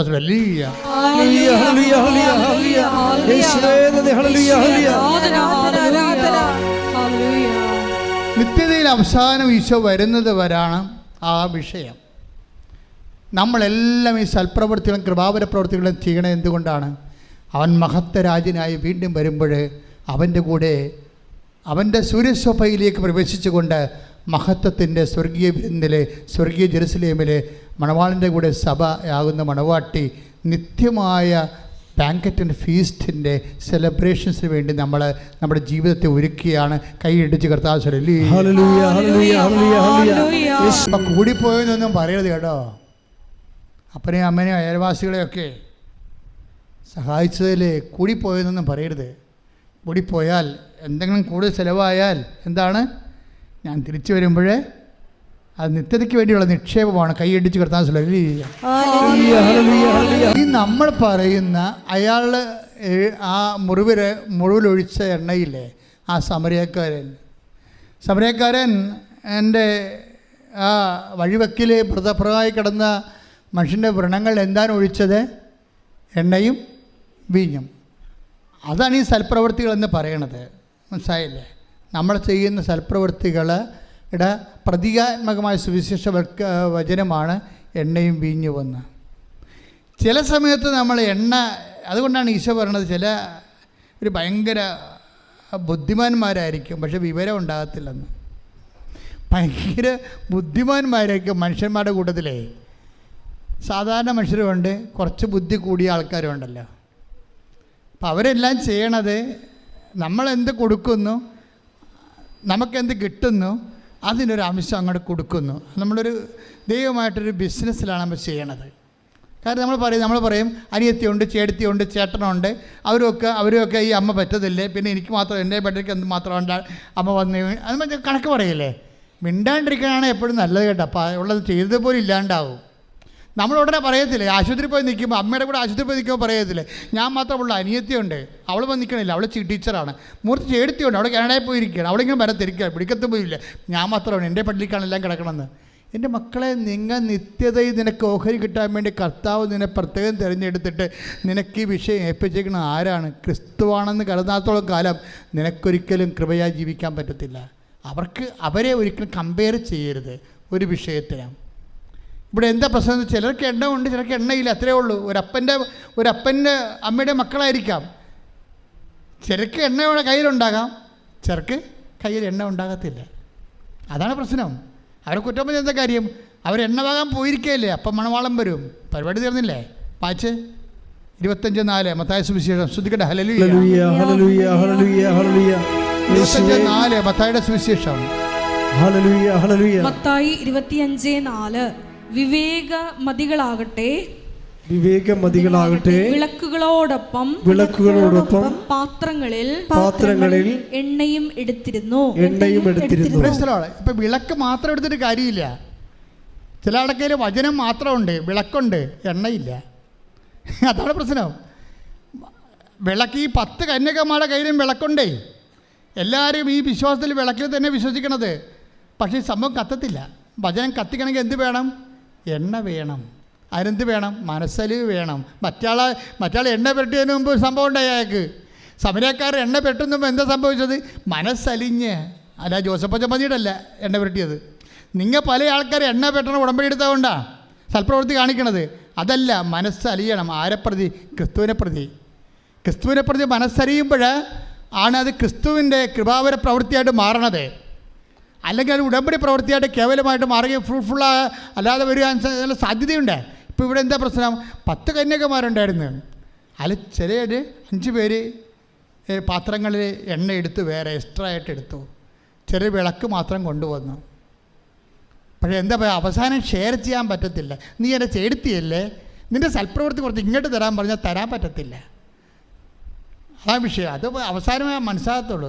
നീ എൻ്റെ അനിയത്തിയല്ലേ, നമ്മൾ രണ്ട് ഒരു വയറ്റിൽ പെറ്റതല്ലേ, നീ എൻ്റെ ഭർത്താവല്ലേ, നീ എൻ്റെ ഭാര്യ അല്ലേ എന്ന് ചോദിച്ചു കഴിഞ്ഞാൽ സൽപ്രവൃത്തികൾക്ക് കൃപ കൈമാറ്റാൻ, അനുഗ്രഹം കൊടുക്കാൻ പറ്റുമായിരിക്കും, കൃപ കൈമാറാൻ പറ്റത്തില്ല. അത് നമ്മൾ ശ്രദ്ധിക്കണം, സൂക്ഷിക്കണം. അല്ലാതെ നിങ്ങൾ വിചാരിക്കും ഞാൻ ഭാര്യ പള്ളിയിൽ പോകണ്ടല്ല, പിന്നെ എനിക്ക് വേണ്ടി കൂടി നീ പ്രാർത്ഥിച്ചാൽ മതി എന്നൊക്കെ പറഞ്ഞാൽ അനുഗ്രഹം ഓക്കെയാണ്, കൃപ ഓക്കെയല്ല. അത് നീ തന്നെ കർത്താവിൻ്റെ നാമത്തിൽ സ്വീകരിച്ച് ദൈവസ്നേഹത്തോടെ നിൻ്റെ ആത്മാവിൽ നീ ചെയ്യേണ്ട കാര്യങ്ങളാണ്. അവിടെ പങ്കുകാരില്ല. അതാ പറയണത്. ആ കന്യകമാരോട് പറയുന്നത് കേട്ടല്ലേ, ഞങ്ങൾ തരത്തില്ല, തന്നിട്ടും കാര്യമില്ല. കാര്യം എന്താ? നിങ്ങൾക്ക് തികയാതെ വരും. പക്ഷേ കൃപയ്ക്കൊരു പ്രശ്നമുള്ളതെന്ന് വെച്ച് കഴിഞ്ഞാൽ അത് തികയാതെ വരാനുള്ള സാധ്യതയുണ്ട് എന്നാണ്. അതുകൊണ്ടാണ് അത് കൈമാറ്റം ചെയ്യാൻ പറ്റാത്തത്. കൃപ കൈമാറ്റം ചെയ്യാൻ പറ്റത്തില്ല. അത് വളരെ സീരിയസ് ആയിട്ട് മനസ്സിലാക്കേണ്ട വിഷയമാണ്. അതുകൊണ്ട് നീ 10 പത്രം കൂടുതൽ കൊടുത്താൽ അതിൻ്റെ കർത്താവിൻ്റെ നാമത്തിലാണ് കൊടുത്തിരിക്കണമെങ്കിൽ അതിൻ്റെ കൃപ നിനക്കാണ് ലഭിക്കണത്. അതുകൊണ്ട് ഇവിടെ വെച്ച് നീ കൃപയുടെ കോടീശ്വരനാകാൻ നോക്കണം. കാര്യം കഠിന വചനങ്ങളാണ് ചെയ്യുമ്പോഴാണ് അതിലാണ് കൂടുതൽ കൃപ അടങ്ങിയിരിക്കുന്നത്. അതിൻ്റെതെല്ലാം നിത്യതയാണ് ഉദ്ദേശിക്കുന്നത്. കർത്താവ് നിത്യതയെക്കുറിച്ച് പറയുമ്പോൾ ഇപ്പോൾ എന്താ പ്രശ്നം? അതായത് ഇവർക്ക് എന്നാ പറ്റിയത് ഈ കന്യകമാർക്ക്? മണവാളൻ വരാൻ വൈകി, ഉറക്കം വരികയാൽ കന്യകമാർ കിടന്നുറങ്ങി. അർദ്ധരാത്രിയിൽ ഇതാ മണവാളൻ പുറത്തു വന്ന് അവനെ എതിരേൽക്കുവിനെന്ന് ആർപ്പുവിളിയുണ്ടായി. ആർപ്പുവിളി ഉണ്ടായി. പക്ഷേ കന്യകമാർ എഴുന്നേറ്റപ്പോൾ കുറേ പേർക്ക് എണ്ണയില്ല. അവർ പിന്നെ അവരുടനെ വാതിൽ അടക്കപ്പെടുകയാണ്. കർത്താവ് നിത്യതയുടെ കാര്യം പറയുമ്പോഴാണ് ഇതില്ല, അവസാനം പറയണ ഭാഗമാണ് ഇതില്ല. കർത്താവിൻ്റെ ഈ യാത്രയുടെ ഈ മാനുഷികമായ അവതാര യാത്ര അവസാനിക്കണ മുമ്പ് ലാസ്റ്റ് പറയുന്ന ഭാഗങ്ങളാണ് മത്തായി 25 കൊണ്ടൊന്ന് ചേർത്തിരിക്കുന്നത്. ഇവിടുത്തെ മണവാളനല്ല ഈശോയാണ്, വരാൻ പോരണേ വൈകണതെല്ലാം അവൻ്റെ രണ്ടാം വരവുമായിട്ട് ബന്ധപ്പെട്ട കാര്യങ്ങളാണ് പറയണത് മുഴുവനും. കഥകളിലൂടെ പറയണമെന്നേ ഉള്ളൂ. അപ്പോഴൊരു കാര്യം, മണവാളൻ വരാൻ വൈകിയെന്ന് കഥ പറയുന്നുണ്ട്. സെൻറ്റ് പോളിനൊക്കെ പറഞ്ഞ അബദ്ധം, വൈകി ഇത്തിരി കൂടി പരിശുദ്ധാത്മാവ് ഉണ്ടായിട്ടെങ്കിലേ കർത്താവ് വരാൻ വൈകുമെന്ന് മനസ്സിലാകുമായിരുന്നു. ശരിക്കും അവരിപ്പോൾ വരുമെന്ന് പറഞ്ഞുകൊണ്ട് ആദ്യകാലങ്ങളിരുന്ന് ഇപ്പോൾ വരും കർത്താവ്, ഇപ്പോൾ വരുമെന്ന് പറഞ്ഞു. അതിൻ്റെ വചനങ്ങളുണ്ട് ഇപ്പോൾ വരുന്നത്. പക്ഷേ വരാൻ വൈകുമെന്ന് കർത്താവ് തന്നെ പറഞ്ഞിട്ടുണ്ട്. 10:25 മണവാള ഇപ്പം ഈ നമ്മൾ ഇമ്മീഡിയറ്റ് പരൂസ്യ എന്നും പറഞ്ഞ ആദിമസഭയെ കുറേ കാലം വിശ്വസിച്ചതാണ്. അതായത് ഇപ്പം കർത്താവ് വരുമെന്ന്. പക്ഷേ കർത്താവ് തന്നെ പറഞ്ഞിട്ടുണ്ട് മണവാളൻ വരാൻ വൈകും. അതാണ് മണവാളനെ കൊടുത്തിരിക്കുന്ന കാര്യം. അപ്പോഴെന്നാ പറ്റിയിരിക്കണത്? എത്ര വൈകിയാലും നമ്മുടെ കയ്യിൽ എന്തുണ്ടാകണം? കൃപയുണ്ടാകണം. നമ്മുടെ കയ്യിൽ കൃപയുണ്ടാകണം. നമുക്ക് കൃപാവര പ്രവൃത്തികളുണ്ടാകണം. അതുകൊണ്ട് എന്താണ്? ജാഗ്രതയുണ്ടാകണം ഈ വിഷയത്തിൽ. ഉടമ്പടി നിങ്ങളെ ഉയർത്തണം അങ്ങനെയാണ്. പക്ഷെ ചെയ്യുന്ന പ്രവൃത്തികൾ ദൈവസഹത്തോടെ ചെയ്യണമെന്നാണ് ഇത്രയും നേരം പറഞ്ഞതിൻ്റെ ചുരുക്കം. ശ്രദ്ധിക്കട്ടെ. ഹല്ലേലൂയ. സമയമാണ് കർത്താവിൻ്റെ കൃപ അനേകം മക്കളിലേക്ക്, എല്ലാം രാജ്യങ്ങളിലേക്കും കർത്താവ് തന്നെ വിളിച്ചപേക്ഷിക്കുന്നവരെ സഹായിക്കുന്ന കൃപയാണ്. അത്തരം സാക്ഷ്യങ്ങൾ നമ്മൾ ഒത്തിരി കേട്ടിട്ടുണ്ട്. ആരാധന നടക്കുന്ന സമയം, അമ്മ മാതാവ് ജീവനോടെ പ്രത്യക്ഷപ്പെട്ട സമയം, ദുരന്തം ഉണ്ടാകാൻ പോകുന്ന പ്രാർത്ഥിക്കണമെന്ന് പറഞ്ഞ സമയം, ജീവിത ദുരന്തങ്ങൾക്കെല്ലാം പ്രതിവിധി പ്രാർത്ഥനയാണെന്ന് നമ്മൾ പറഞ്ഞത് പരിശുദ്ധ അമ്മയാണ്. അമ്മ മാതാവിൻ്റെ പ്രത്യക്ഷീകരണത്തിൻ്റെ അടയാളമായിട്ടാണ് നമുക്ക് ഉടമ്പടി പ്രാർത്ഥന ദൈവം നൽകിയത്. അതാണ് നമ്മൾ ജീവിക്കുന്നത് ഇപ്പോഴ്. ഉടമ്പടി ഒരു പ്രവർത്തനം മാത്രമല്ല, ഒരു ജീവിതമാണ്. കർത്താവേ, നിൻ്റെ മക്കൾക്ക് വേണ്ടി ഞാൻ പ്രാർത്ഥിക്കണം. ഈശോ ശ്രദ്ധിക്കട്ടെ. ഹല്ലേലൂയ, ഹല്ലേലൂയ. കർത്താവേ, നിൻ്റെ മക്കൾക്ക് വേണ്ടി പ്രാർത്ഥിക്കുന്നു. കർത്താവേ, നിൻ്റെ വിശുദ്ധ പൗരോഹിത്യത്തെ മഹത്വപ്പെടുത്തണം. കർത്താവേ, സഭയിലുള്ള സാന്നിധ്യം പ്രകടമാക്കണം. കർത്താവേ, നിന്റെ തിരുമുറുവാർന്ന വലതുകരം ആണിപ്പഴുതാർന്ന അത്ഭുതകരം ഓരോ മകൻ്റെ മേലും മകളുടെ മേലും ഇപ്പോൾ വെക്കണമെന്ന് പ്രാർത്ഥിക്കുന്നു. കർത്താവേ, അടിപ്പിടർ പോലെ, വൈദ്യാഘാതം പോലെ, ദൈവിക ശക്തി ഉച്ചമുതൽ ഉള്ളംകാലം വരെ കർത്താവിന്റെ രക്തം പടരട്ടെ.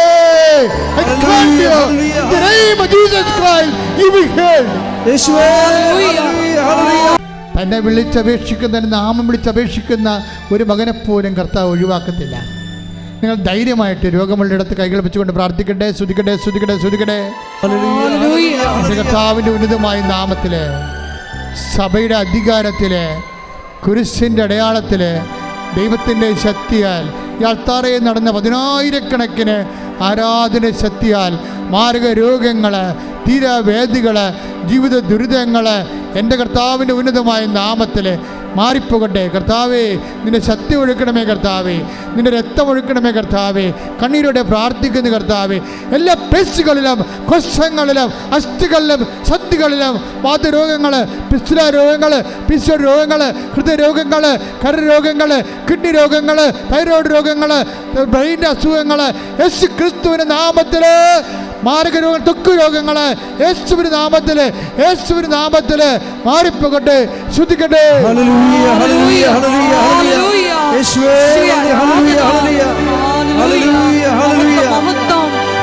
വിശുദ്ധ പരമദിവ്യകാരുണ്യത്തിന്